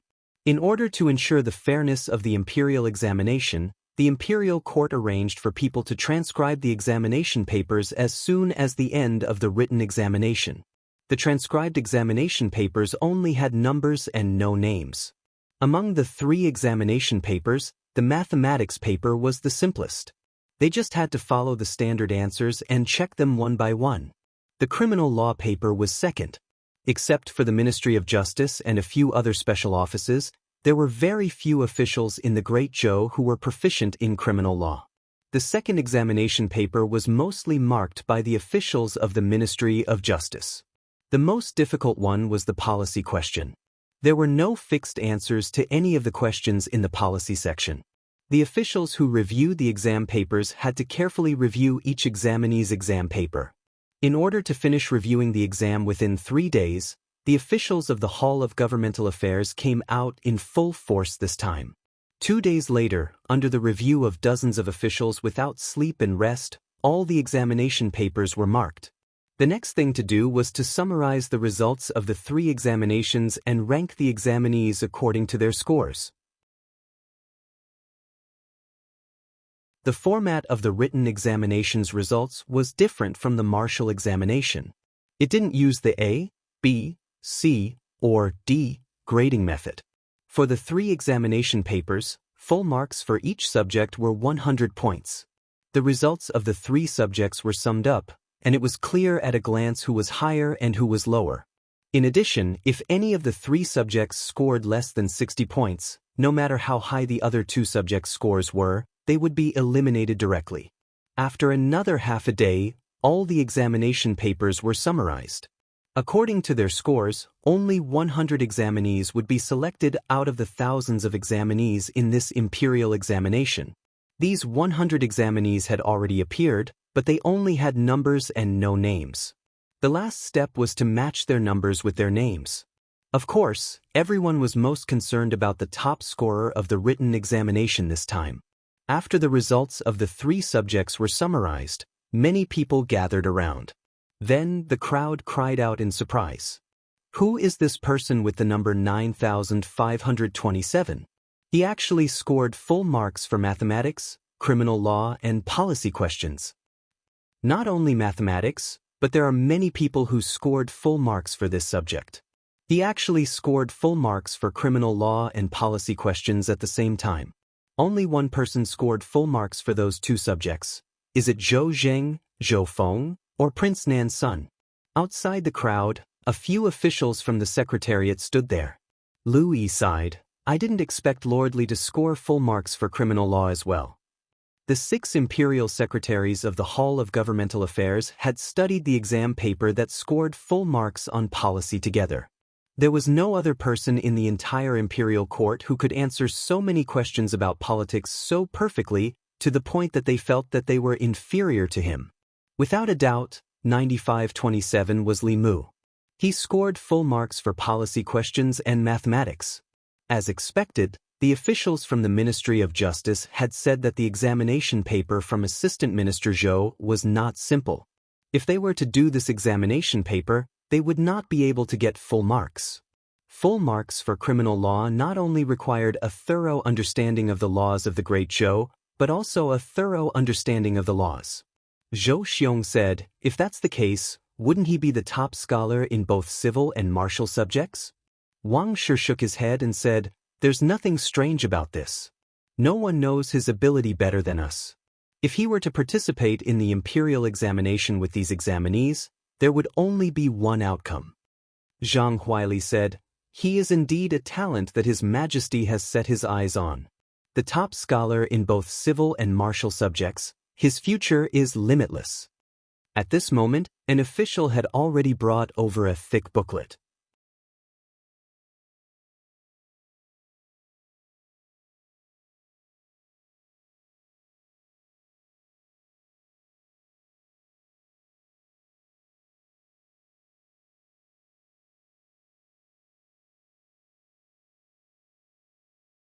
What can Constable Li not do? I can't call him Constable Li anymore. I have to call him the top scholar. Sigh, I regret it. Constable Li is still unmarried. This time, many people will want to marry their daughters to him. I'm afraid there's no hope for the two beautiful girls in my family. In the divine capital, Li Mu was the protector of the people. Countless people were sincerely happy for him. In front of the examination hall, the Zhou brothers and Prince Nan's crown prince looked at the two shining golden words in the sky. They felt that they were abnormally dazzling. It was one thing to be the top scholar of martial arts, but even the title of top scholar of literature had been snatched by Li Mu. This made the three of them lose all face. They had received the best education since they were young and enjoyed the best resources. In terms of writing and martial arts, they did not lose to any of their peers or even their elders. However, they had lost to a junior who they did not even know a few months ago. This was a reality that the three of them found hard to accept. However, at this point, they had to accept it even if they did not want to. Fortunately, Li Mu's name was known throughout the divine capital. He was also the Empress' favorite subject. If he was mediocre, wouldn't it mean that the Empress did not have a good eye for talent? Li Mu's reputation had already spread far and wide. It was still acceptable to lose to him. However, if they lost to some unknown person, it would be truly humiliating. There was no need to ask for the top scholar of literature. They just wanted to see who got the second place. The three of them looked to the left. To the left of the top scholar was the name of the second place. In the next moment, extreme shock appeared on the faces of the three people at the same time. It really was Li Si. The three of them were dumbfounded when they saw the second shining name on the azure sky roll. It was fine if it was Li Mu, but where did this Li Si come from? Like the Zhou brothers and Prince Nan's crown prince, the other candidates in front of the examination hall and the people of the divine capital were also puzzled. Compared to the top scholar of the theory examination, the name of the second place was too unfamiliar and too ordinary. Li Si was a name that people would believe even if they said that he was a dog on the streets of the divine capital. However, as the second place in the theory examination, they felt that it was lacking in style. More importantly, no one had ever heard of his name before, whether it was the people present or the people of the divine capital. After Li Si, there was no suspense in the rankings. Third place in the theory examination, Zhou clan's Zhou Zheng. Fourth place in the theory examination, Prince Nan's crown prince Xiao Yu. Fifth place in the theory examination, Zhou clan's Zhou Feng. To others, this was a good result that could bring glory to their ancestors.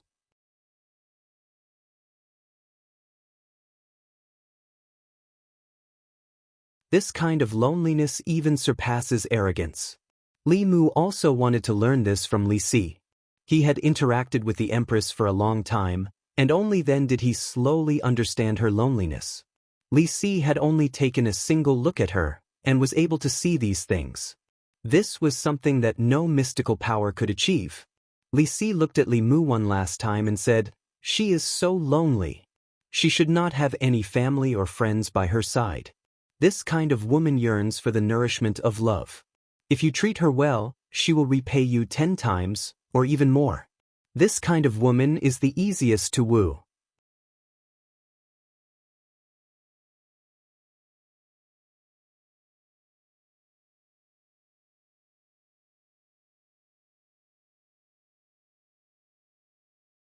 This meant that the Ministry of Justice also believed that the woman was not guilty. This was far from Wei Peng's judgment. Wei Peng raised his head and said, "I don't understand. The law says that a human life is greater than the heavens." That woman had already defended herself. There was no need to stop Zhang San from saving himself. In the end, he drowned. Even if it wasn't intentional murder, it was negligent homicide. Zhou Zhong asked, "If you were that woman, what would you have done?" Wei Peng thought for a moment and said, "After pushing Zhang Shan into the river, I would immediately run away." Zhou Zhong looked at him and asked, "When Zhang San comes ashore, it won't be long before a weak woman like you, even if you run a few dozen steps ahead, what can you do? He will still catch up to you. When that time comes, what do you think will happen to you?" Wei Peng was stunned. Clearly, he didn't think of such a situation in the examination hall. After he came to his senses, he lowered his head and said, I would be raped." Zhou Zhong said lightly, "If you were Zhang San and were tricked by a weak woman, pushed into the river and almost drowned, what would you do when you crawled out of the river and caught up to her?" In the past, Wei Peng was just a bit of a playboy. He would never rape a woman. With his status, he could have as many women as he wanted. When he told Wei Peng about his identity as Zhang San, Wei Peng was suddenly startled awake. For a villain who would block a woman's way in the middle of the night and attempt to rape her, if he was plotted against instead and almost lost his life, after he escaped from the trap, he would fly into a rage out of humiliation. His original plan to rape her might turn into murder. He finally realized where he was wrong. He protected the law, while Li Mu protected the people. In his heart, there was only the law and that one life. He didn't consider the actual situation of the case. In that situation, the only way for the woman to save her life was to stop Zhang San from going ashore. Zhou Zhong said lightly, "There are many officials in the Ministry of Justice who can recite the law of the Great Zhou backwards, but they still can't be good officials. This is because they are too proficient in the law. They only know how to use the law to judge cases, and thus lose their humanity. For this kind of case, if you judge it from the perspective of hindsight, you will get the same result as you." Wei Peng bowed and said, "This student understands." Zhou Zhong suddenly asked, "Why do you want to study the law?" Wei Peng thought for a while, then shook his head and said, "I don't know. At first, I wanted to protect myself and not be bullied by Li Mu. Later, I felt that the law was quite interesting." "Interesting?" Zhou Zhong looked at him lightly and said, "If you want to be an official, come find me at the Ministry of Justice tomorrow morning."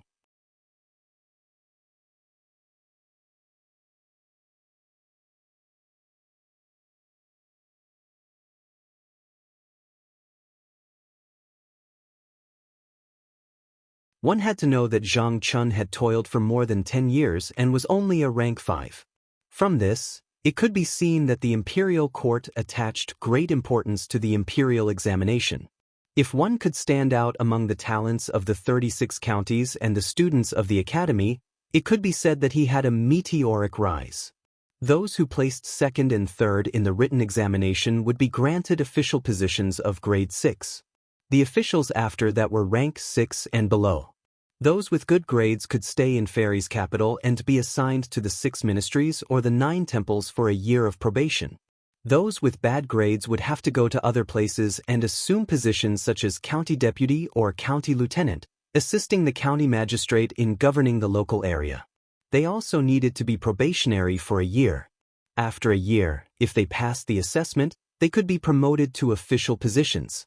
Ever since Cui Ming's official position was abolished, the position of Assistant Minister of the Secretariat was vacant. Lu Yi took his position and became the new Assistant Minister of the Secretariat.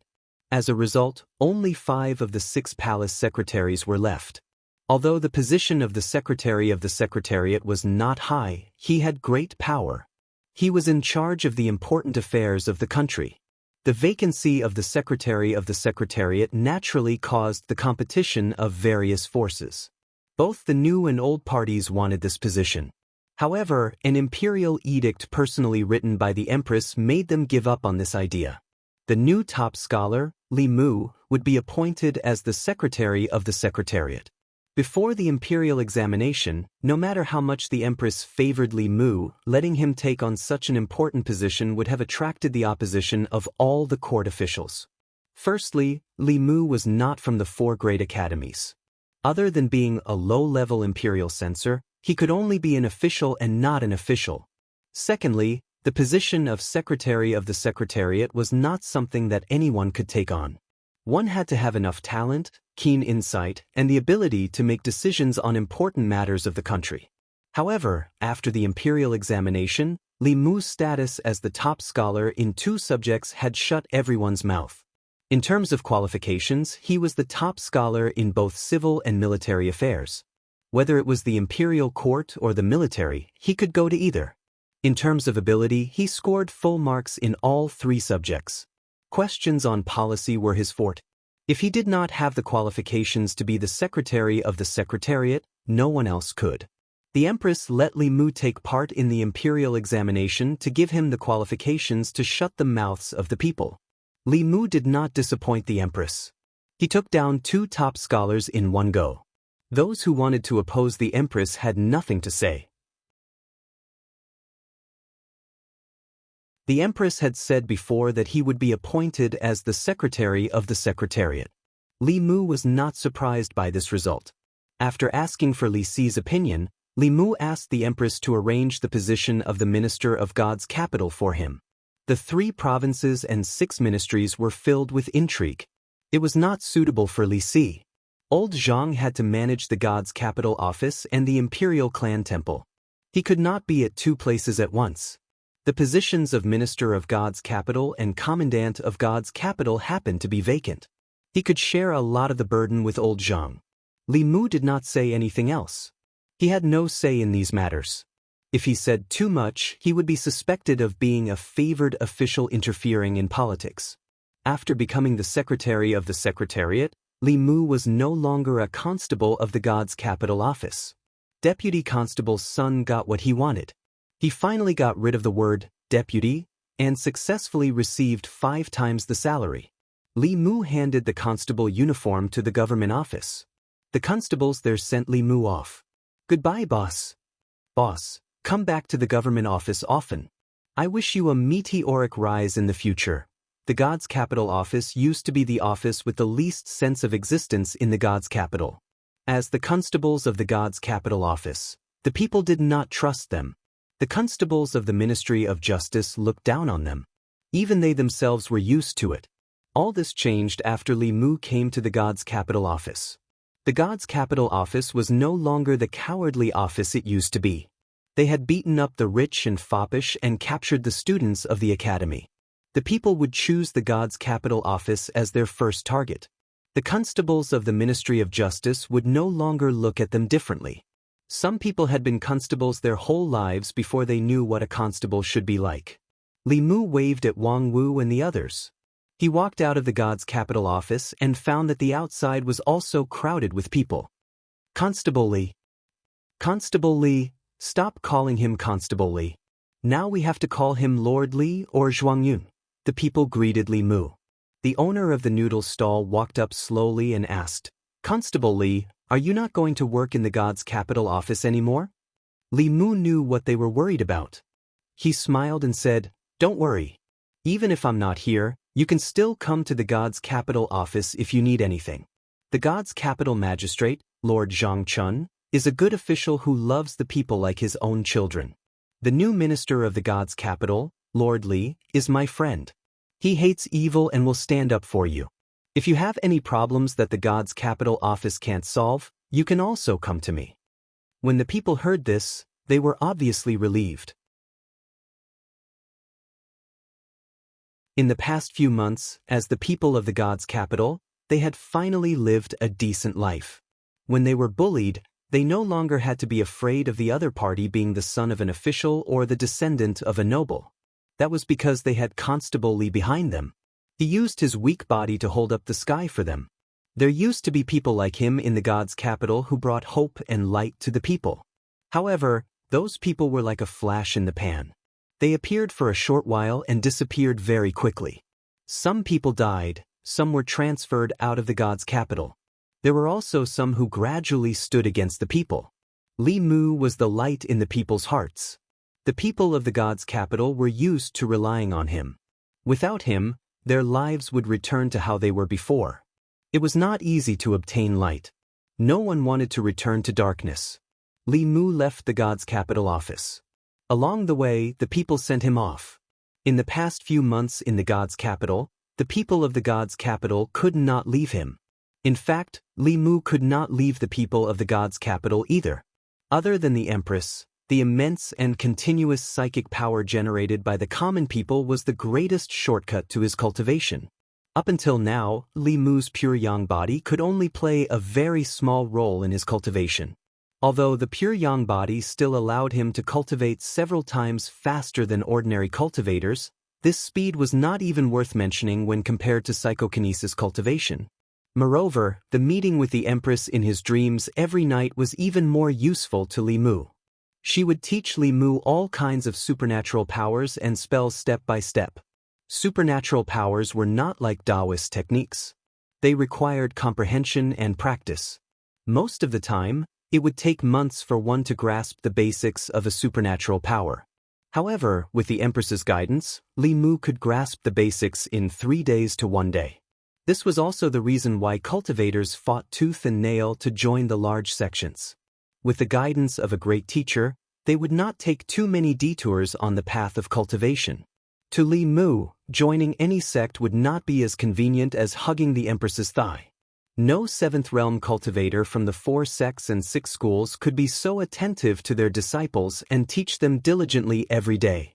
After the imperial examinations ended, Li Mu had been appointed to an official position. From the time he was appointed to the position, he had a maximum of 3 months of vacation. During these 3 months, he planned to return to the North County and spend it with Lu Hanyan. At the same time, he wanted to discuss with her whether she could return to the divine capital with him. Now that he had a firm foothold in the divine capital, he could bring her and Wan over.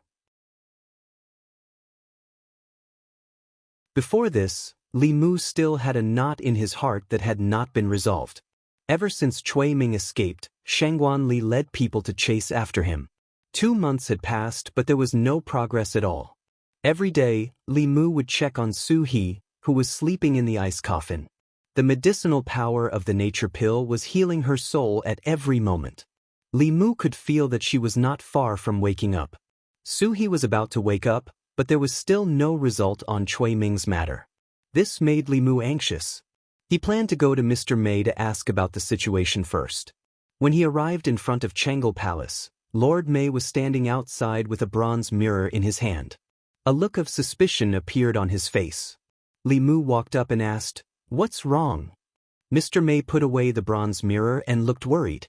He said, "I haven't been able to contact Ali since 3 days ago. I don't know what happened to her. She didn't even have time to reply."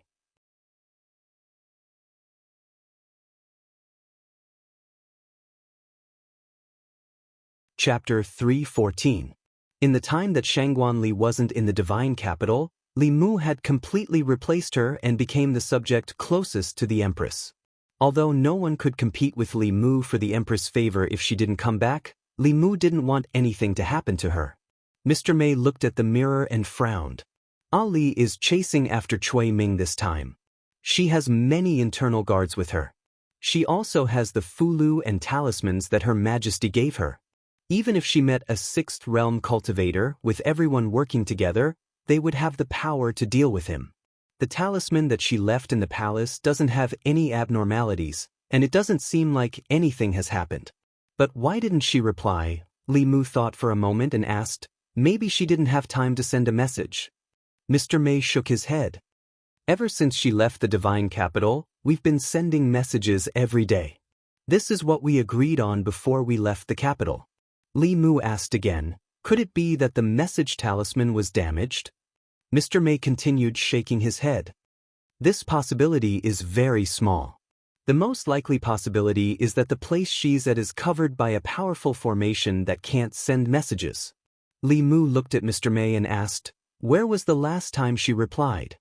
Mr. May said, 3 days ago, Yunzhong County. Yunzhong County was adjacent to the North County. Li Mu thought for a moment and said, how about this?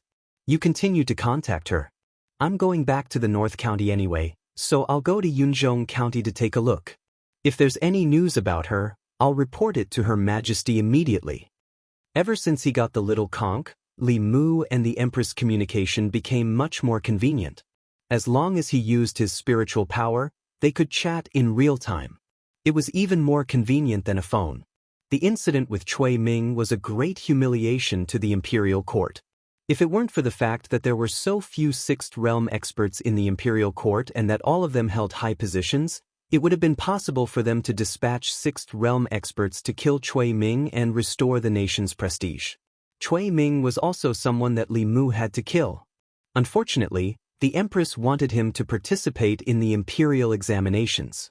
Otherwise, when Shangguanli had tried to kill Cui Ming last time, Li Mu had followed her. Now that the imperial examinations were over, Cui Ming had not been caught. He still had a chance to act personally. Before he returned, he had to inform the Empress. Changle Palace. After hearing Li Mu's words, Zhou Yi handed him a jade talisman and said, this is a Li's life talisman. Hold it in your hand and channel your mana into it. You will be able to sense her position within a certain distance. A life talisman was a special Dharma treasure made of spiritual jade. It contained a drop of the owner's blood essence.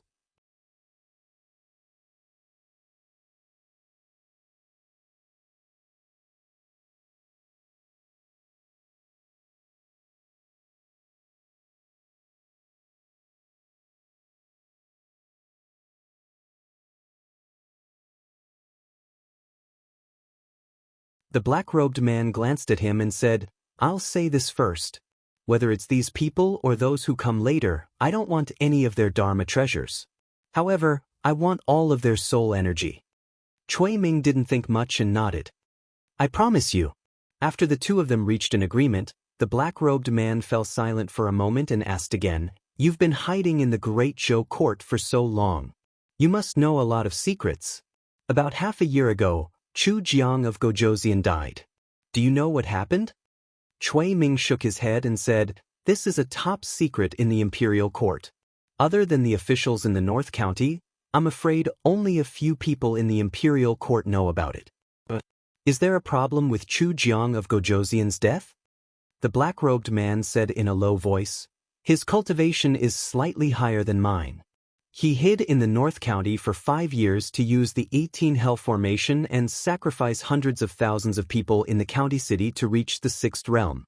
Once the 18 Hell Formation is set up, it can trap Dongxian to death. Only transcendence can break it. According to what I know, he clearly set up the 18 Hell Formation that night, but he still failed in the end. Cui Ming looked at the valley below and asked, how is this formation compared to the 18 Hell Formation? There was a hint of pride in the black-robed man's voice. He said slowly, although I don't have 18 ghost generals under my command, this valley is a wonderful place to gather in. With a little use of the surrounding terrain, I can borrow the power of heaven and earth to set up this formation. Even a Sixth Realm expert would find it difficult to escape. It's only stronger than the 18 Hell Formation, not weaker. Cui Ming smiled and said, then there's no need to worry. If you can refine the souls of these people, I'm sure His Highness Emperor Song will be able to become the head of the 10 Kings of Hell, right? The black-robed man didn't speak again, but he snorted coldly in his heart. His cultivation was already at the peak of the spectral soul realm. He wasn't inferior to Chu Jiang of Gojoseon at that time. If the Great Zhou court sent another Sixth Realm expert, then with the help of that person's soul power and these people in the battlefield, he had a glimmer of hope to take another step forward. At that time, he wouldn't even have to bow down to the Nether Saint. When Emperor Song thought of this, he couldn't help but smile. But in the next moment, his eyes moved slightly and he said, hide your aura first. Someone is coming. Li Mu held Shangguan Li's life talisman in his hand as he flew all the way here. Dangers lurked everywhere in this desolate mountain forest. Even cultivators couldn't inhale too much of the poisonous fog and miasma in the forest. He didn't know how many poisonous insects and ferocious beasts he encountered along the way.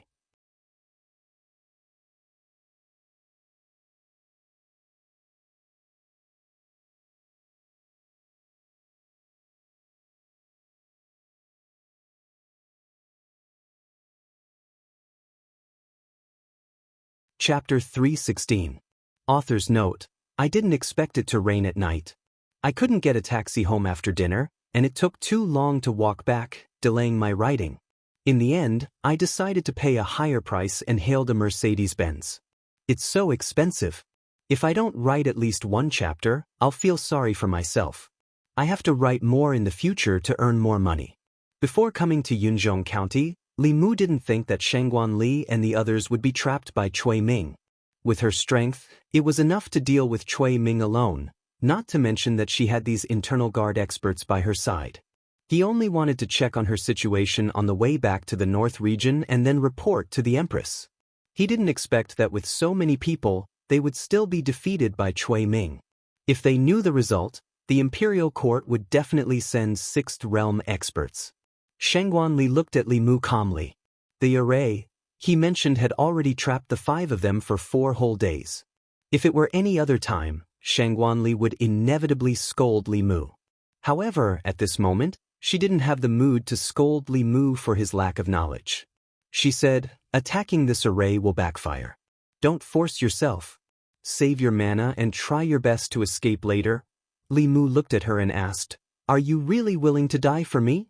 Shangguan Li said calmly, not for you, but for Her Majesty. Li Mu waved his hand and said, it's the same. He patted Shangguan Li's shoulder and said, don't worry, you won't die. I promised Her Majesty to bring you back safe and sound. If I go back alone, I won't have the face to see Her Majesty. You're still saying this at a time like this? Shangguan Li just opened her mouth when Li Mu covered it. Li Mu raised his head to take a look and said, I happen to know of this formation. Although this formation is powerful, it's not like there's no way to break it. Including you, there are 5 5th-level cultivators here. That's enough. Shangguan Li took away Li Mu's hand and didn't care about his rude behavior just now. She quickly asked, is what you said true? What Li Mu said was naturally true. The Tao of array formations came from ancient inheritances. Apart from the almighty of the Spirit Array sect, who could innovate from time to time, it was impossible for a kid from the Demon sect to create a new array formation. There were only a few powerful formations in the Demon sect: the 10 Ghosts God Trapping formation, the 18 In Prison formation, and the Immortal Trapping formation here. The power of this formation was about the same as the Great Formation of the 18 Hells. However, the person who set up this Immortal Trapping formation knew how to make use of the surrounding terrain to borrow a portion of the power of heaven and earth. This made the power of this formation even more powerful than the Great Formation of the 18 Hells set up by Chu Jiang of Gojoseon. However, as long as it was an array formation, no matter how powerful it would have flaws. There was no perfect array formation in the world. This was something that every cultivator who studied array formations had to understand before they started learning array formations. Li Mu had once thought that meeting Thousand Illusions Shangren was his greatest calamity. Later, he increasingly realized that Thousand Illusions Shangren was actually the greatest gift that heaven had given him. He had obtained the experience and knowledge of a peak 6th realm heretical cultivation for free. Although these things were useless in most cases, and Li Mu was a righteous path cultivator and couldn't use evil path techniques, there would always be times when he could use them. For example, he observed for a while, picked up a branch, and drew 5 circles on the ground in different positions. Then he said to Shangguan Li and the other 4, you guys stand in these positions. Shangguan Li was still in disbelief. She asked, you really know array formations? Li Mu replied, a little. Shangguan Li looked into Li Mu's eyes. After a while, she slowly walked into a circle. In the past few days, They had tried everything, but they couldn't make the array formation shake at all. She didn't believe that Li Mu had a way to break the array formation. But at this moment, they had no other choice. They could only try Li Mu's method. It would only be possible if they tried. Sitting here was just waiting for death. Even though she was already prepared to die, she wasn't willing to give up any chance of survival. The other 4 inner guard experts also knew this. They each chose a circle and stood in it. Outside the array formation, Cui Ming had already noticed their strange behavior. He asked Emperor Song, "What are they trying to do?" Emperor Song looked down and said, "It's just a last-ditch struggle. Don't worry about them. Do you think the Great Zhou court will send people to save them?" Cui Ming twitched the corner of his mouth and said, "If it was just Shangguan Li alone, I wouldn't be so sure. But with that Li Mu, the court will definitely send people. Don't worry." Emperor Song said in surprise, "Are you so sure?" Cui Ming said coldly, "This Li Mu is the Empress' only favorite official. She definitely won't let him die." Favorite official? Emperor Song's expression changed. He asked, "Do you think the Empress of the Great Zhou will come personally for him?" Cui Ming looked at him and comforted him, "Don't worry. What kind of status does the Empress have? How could she come personally? He is the Empress' favorite official, not her favorite concubine." Emperor Song looked at the young man trapped in the array formation and said, "Not necessarily. This person is so handsome." Cui Ming shook his head and said, "That's even more impossible. When I was luring these people here, I received a message from the Meizong sect's secret agent in Chengdu.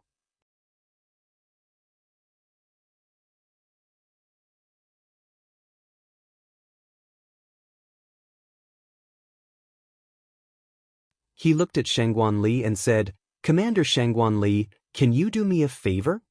Shangguan Li adjusted her transcendence energy to its peak and said seriously, "What do you need me to do?" Li Mu stretched out his hand and said, "Can you support me a little?" Shangguan Li looked at him blankly. Just a moment ago, she was already prepared to die. This contrast stunned her for a moment. However, she quickly regained her senses and supported Li Mu. She asked, "And then?" Li Mu said, "You just need to support me." He took a deep breath and formed a seal with one hand in his sleeve. He looked up at the sky. Outside the array formation, Cui Ming and the woman suddenly felt their hair stand on end. An extreme fear arose in their hearts. Emperor Song's expression changed drastically. He grabbed the 2 of them by the shoulders and shouted, "Retreat!" The 3 figures flashed and instantly disappeared on the spot. Crack! The moment they retreated, something in the surroundings seemed to shatter. Puff! Li Mu spat out a mouthful of blood, and his aura instantly weakened. Shangguan Li hurriedly supported him and asked with concern, "Are you okay?" Li Mu touched the corner of his mouth and said, "I'm fine."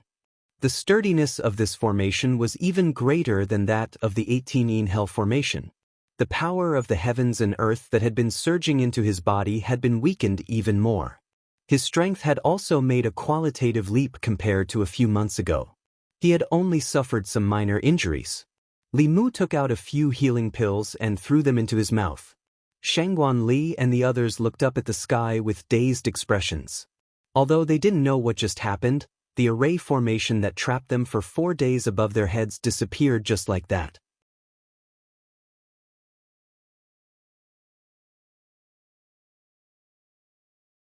Chapter 317. Seeing that the formation was broken, Cui Ming's face was filled with fear. Her voice was hoarse as she asked, "Is this what you meant by, no problem? How is this possible?" Emperor Song's face was also filled with disbelief. The immortal trapping formation that he set up was even stronger than Chu Jiang of Gojoseon's 18 hellish formation. How could it be broken so easily? Even if it was unbelievable, the truth was right in front of his eyes. After Shangguan Li and the other 2 regained their senses, they immediately flew up. Their eyes were filled with murderous intent as they looked at the 3 figures in front of them. Out of the 4 internal guards, 1 betrayed them, 1 was severely injured, and only 2 were left. The severely injured woman no longer had the ability to fight. Including Shangguan Li, there were 3 people on both sides. There was no need for words. In an instant, the 6 of them unleashed their powers and magic treasures and quickly engaged in battle. Although Emperor Song was at the 5th realm, he was clearly a powerful cultivator at the peak of the 5th realm.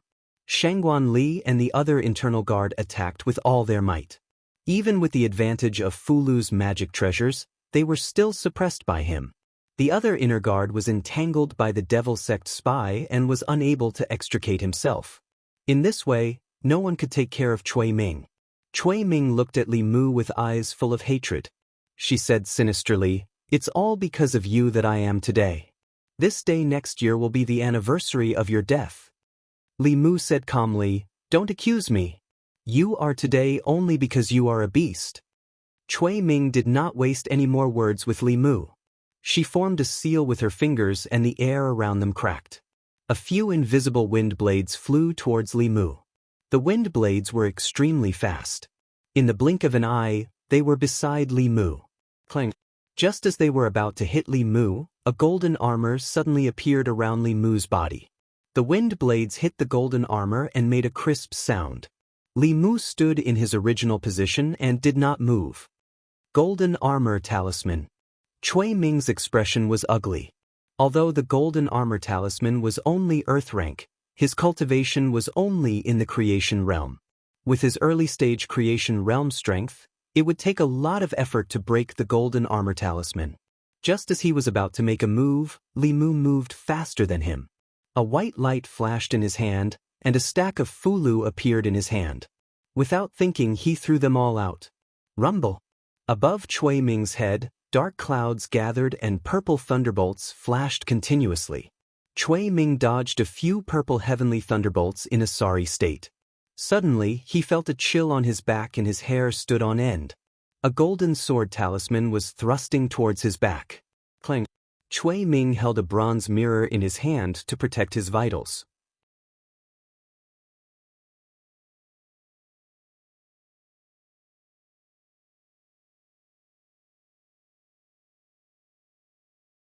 He said, "This person is strange. Spells and divine powers are useless against him. Let's get close and take his life." He stretched out his hands, and 2 ghostly long blades appeared in his hands. Cui Ming took out a folding fan from his waist. The 2 of them stopped attacking Li Mu from afar, and flew towards him. In a situation where the difference in mana was not too great, Li Mu was not afraid of anyone in close-range combat. However, regardless of whether it was Cui Ming or Emperor Song, their mana was far superior to his. In the face of absolute power, any technique was meaningless. If the examiners of the Ministry of War did not suppress their abilities to the 4th level, no matter how skilled Li Mu was in martial arts, he would not be a match for them in the combat examination. Emperor Song and Cui Ming, these 2 shameless people, one in the Destiny realm and the other in the peak of the Spectral Spirit realm, teamed up to bully him, who was at the 4th level.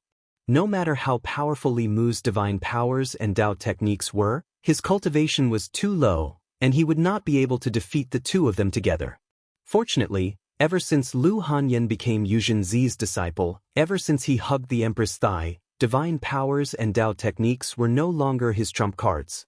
Li Mu flipped his hand, and 2 Fulu cards appeared in his hand. He threw the Fulu out, and a golden light flashed on the Fulu.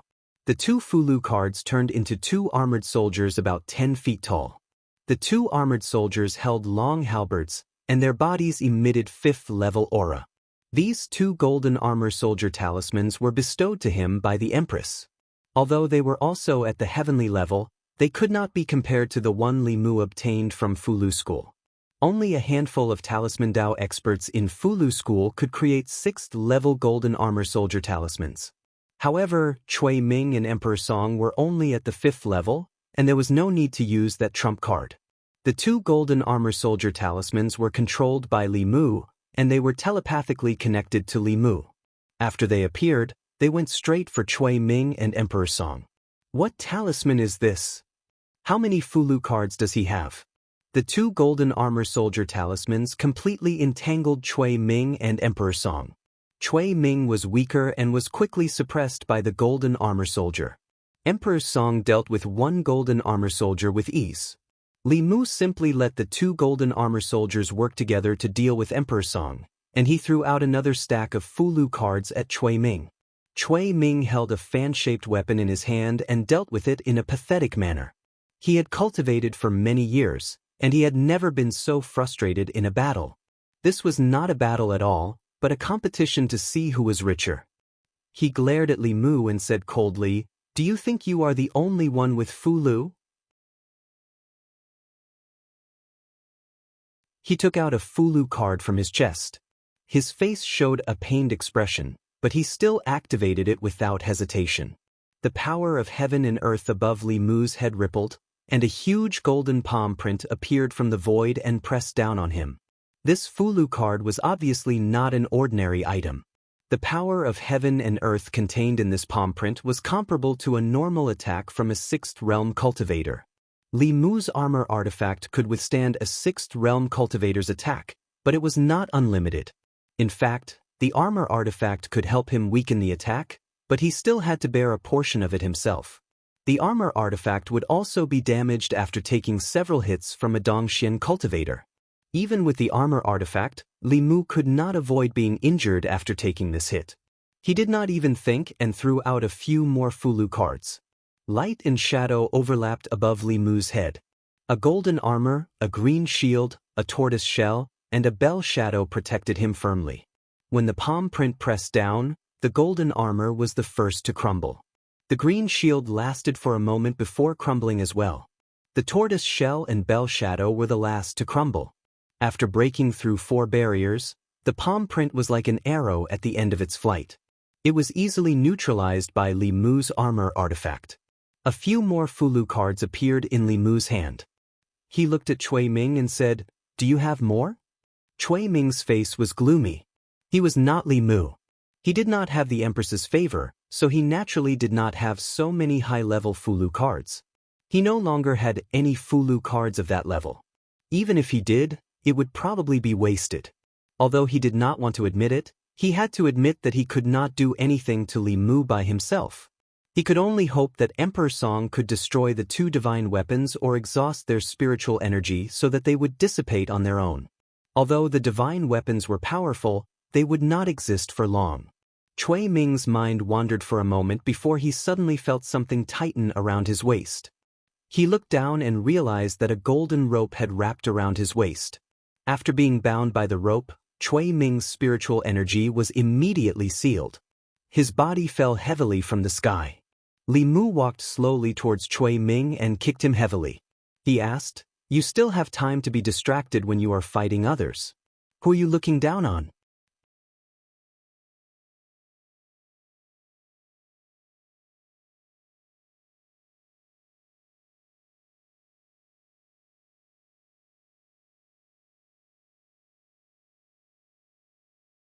After being stunned for a moment, he forced the 2 golden-armored soldiers back and said respectfully, "Emperor Song, one of the 10 kings of hell under the Nether Hell Saint, greets the Heavenly Lord."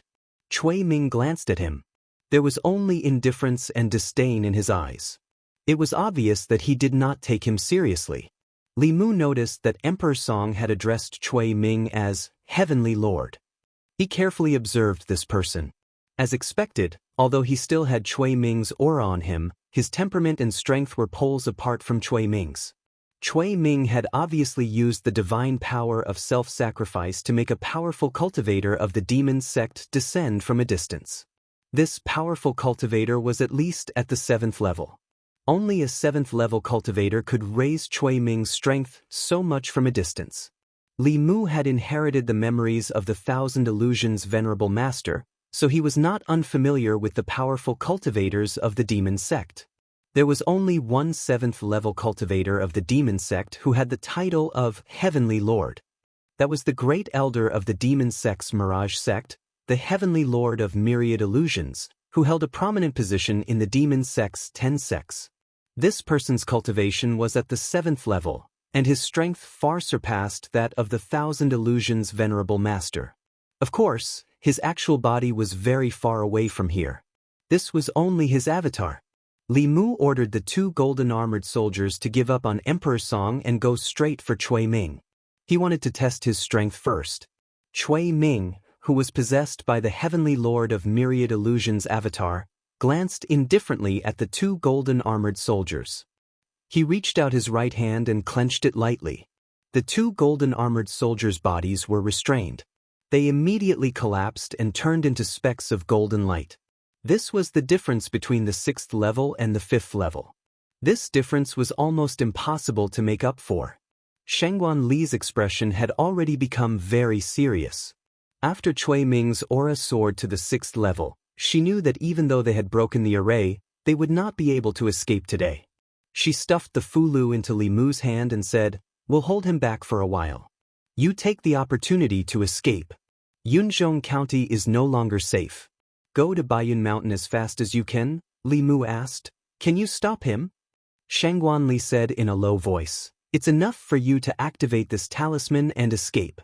Li Mu said helplessly, "Can you stop thinking about dying all the time?" Shangguan Li looked at Chui Ming and said, "His current strength has already reached the 6th level. If it weren't for that demon sect spy, we would still have hope. But now, if you don't leave, we can only die together." Li Mu said, "I still have a high-grade heaven-tier Fulu. It can summon a 6th-level gold-armored soldier."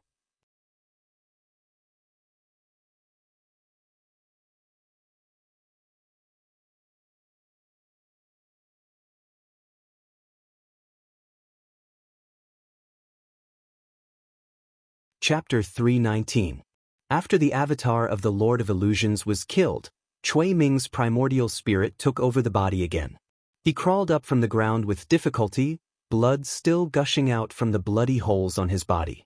At this moment, his clothes were ragged and his hair was disheveled. Wrinkles appeared on his originally handsome face, and he looked more than 10 years older. He sacrificed his lifespan in exchange for the avatar of the Lord of Illusions to descend. The price was that his lifespan was reduced by at least 10 years, and his cultivation level dropped to the 4th realm. But even so, he was still defeated. In terms of Fulu and magic treasures, he was not as good as Li Mu. In terms of magical powers, he was still inferior. Li Mu had just used a powerful Dao technique that even the avatar of the Lord of Illusions could not escape. Shangguan Li and the two internal guards were already prepared to die, but they also watched as Li Mu used a series of moves to beat Chui Ming back to his original state. In a short 15 minutes, they went from despair to hope, and then to despair again. In the extreme darkness, they welcomed the final light. After a short silence, a black-robed figure burst into a cloud of black fog and quickly fled. "Want to run?" Li Mu looked in the direction that Emperor Song disappeared, and in the next moment, his figure also disappeared. Not long after, in the distant mountains, there were bursts of powerful magical power fluctuations. After 15 minutes, Li Mu's figure floated back to the original place. Shangguan Li and the internal guard had already tied up Chui Ming. Shangguan Li walked over and looked at Li Mu with a complicated gaze and asked, "Where is Emperor Song?" Li Mu stretched out his hand, and a cloud of pure soul power floated in his palm. Su He could have completely awakened a few days ago, but she had been stabilizing her cultivation level in the ice coffin. Su He used half a year to refine Thousand Illusions' honored master's soul energy. Then she absorbed the soul energy of those ghosts. Under the effects of the origin pill, when she awoke from the ice coffin, she actually advanced to the middle stage of the ghost soul realm. At that moment, she possessed Li Mu, which meant that Li Mu had the strength of a mid-stage blessed realm cultivator. This allowed him to perform the complete 4th level of the demon-slaying protection art, as well as the first 6 words of the 9 syllables. Even if he did not use his Fulu or magical equipment, he would still be able to fight against an opponent in the early stage of the 6th stage. Using Chui Ming's body, the Heavenly Lord of Illusions avatar could not unleash the true strength of a 6th realm cultivator. It was not difficult to kill him. As for Emperor Song, he was only a late-stage spectral soul, so it would be even easier to deal with him.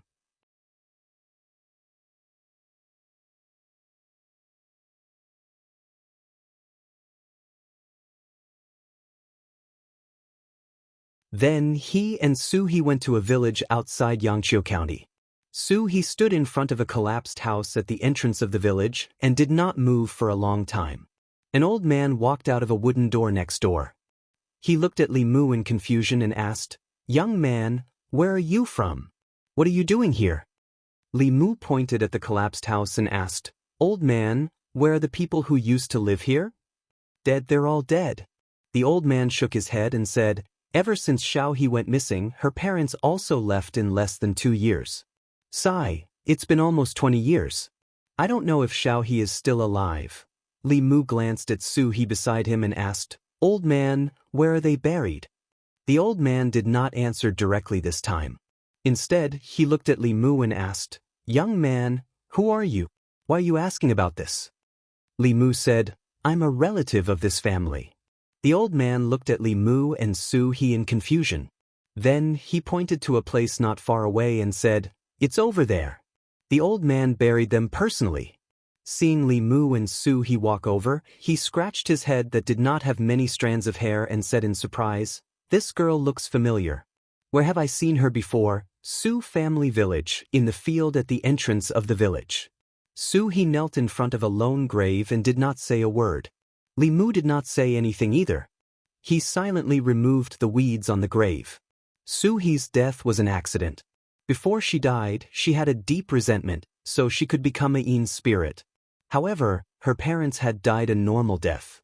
Their souls had truly dissipated. After removing the weeds on the grave, he did not disturb Su He. He returned to the entrance of the village and knocked on the wooden door. The old man came out again and asked, "Young man, is there anything else?" Li Mu took out a few banknotes and handed them to the old man. He said, "I'm a relative of this family. Thank you for burying them.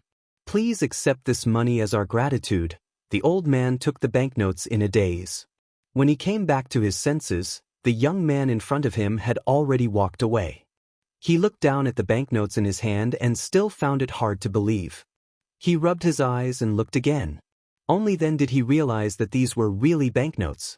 Each banknote was worth 100 taels of silver. He had never seen so much money in his life. When he thought of the girl's appearance again, he suddenly thought of something. He shivered and hurriedly ran into the house. As he ran, he said, "Wife, come out quickly. I seem to have met a ghost just now. Come and see if I'm holding a banknote in my hand." Walking out of the Su family village, Li Mu saw that Su He's mood had obviously improved. He asked, "What are you going to do next?" Su He shook her head and said, "I haven't thought about it yet." Li Mu thought for a moment and said, "Why don't you go to Luoyang with me?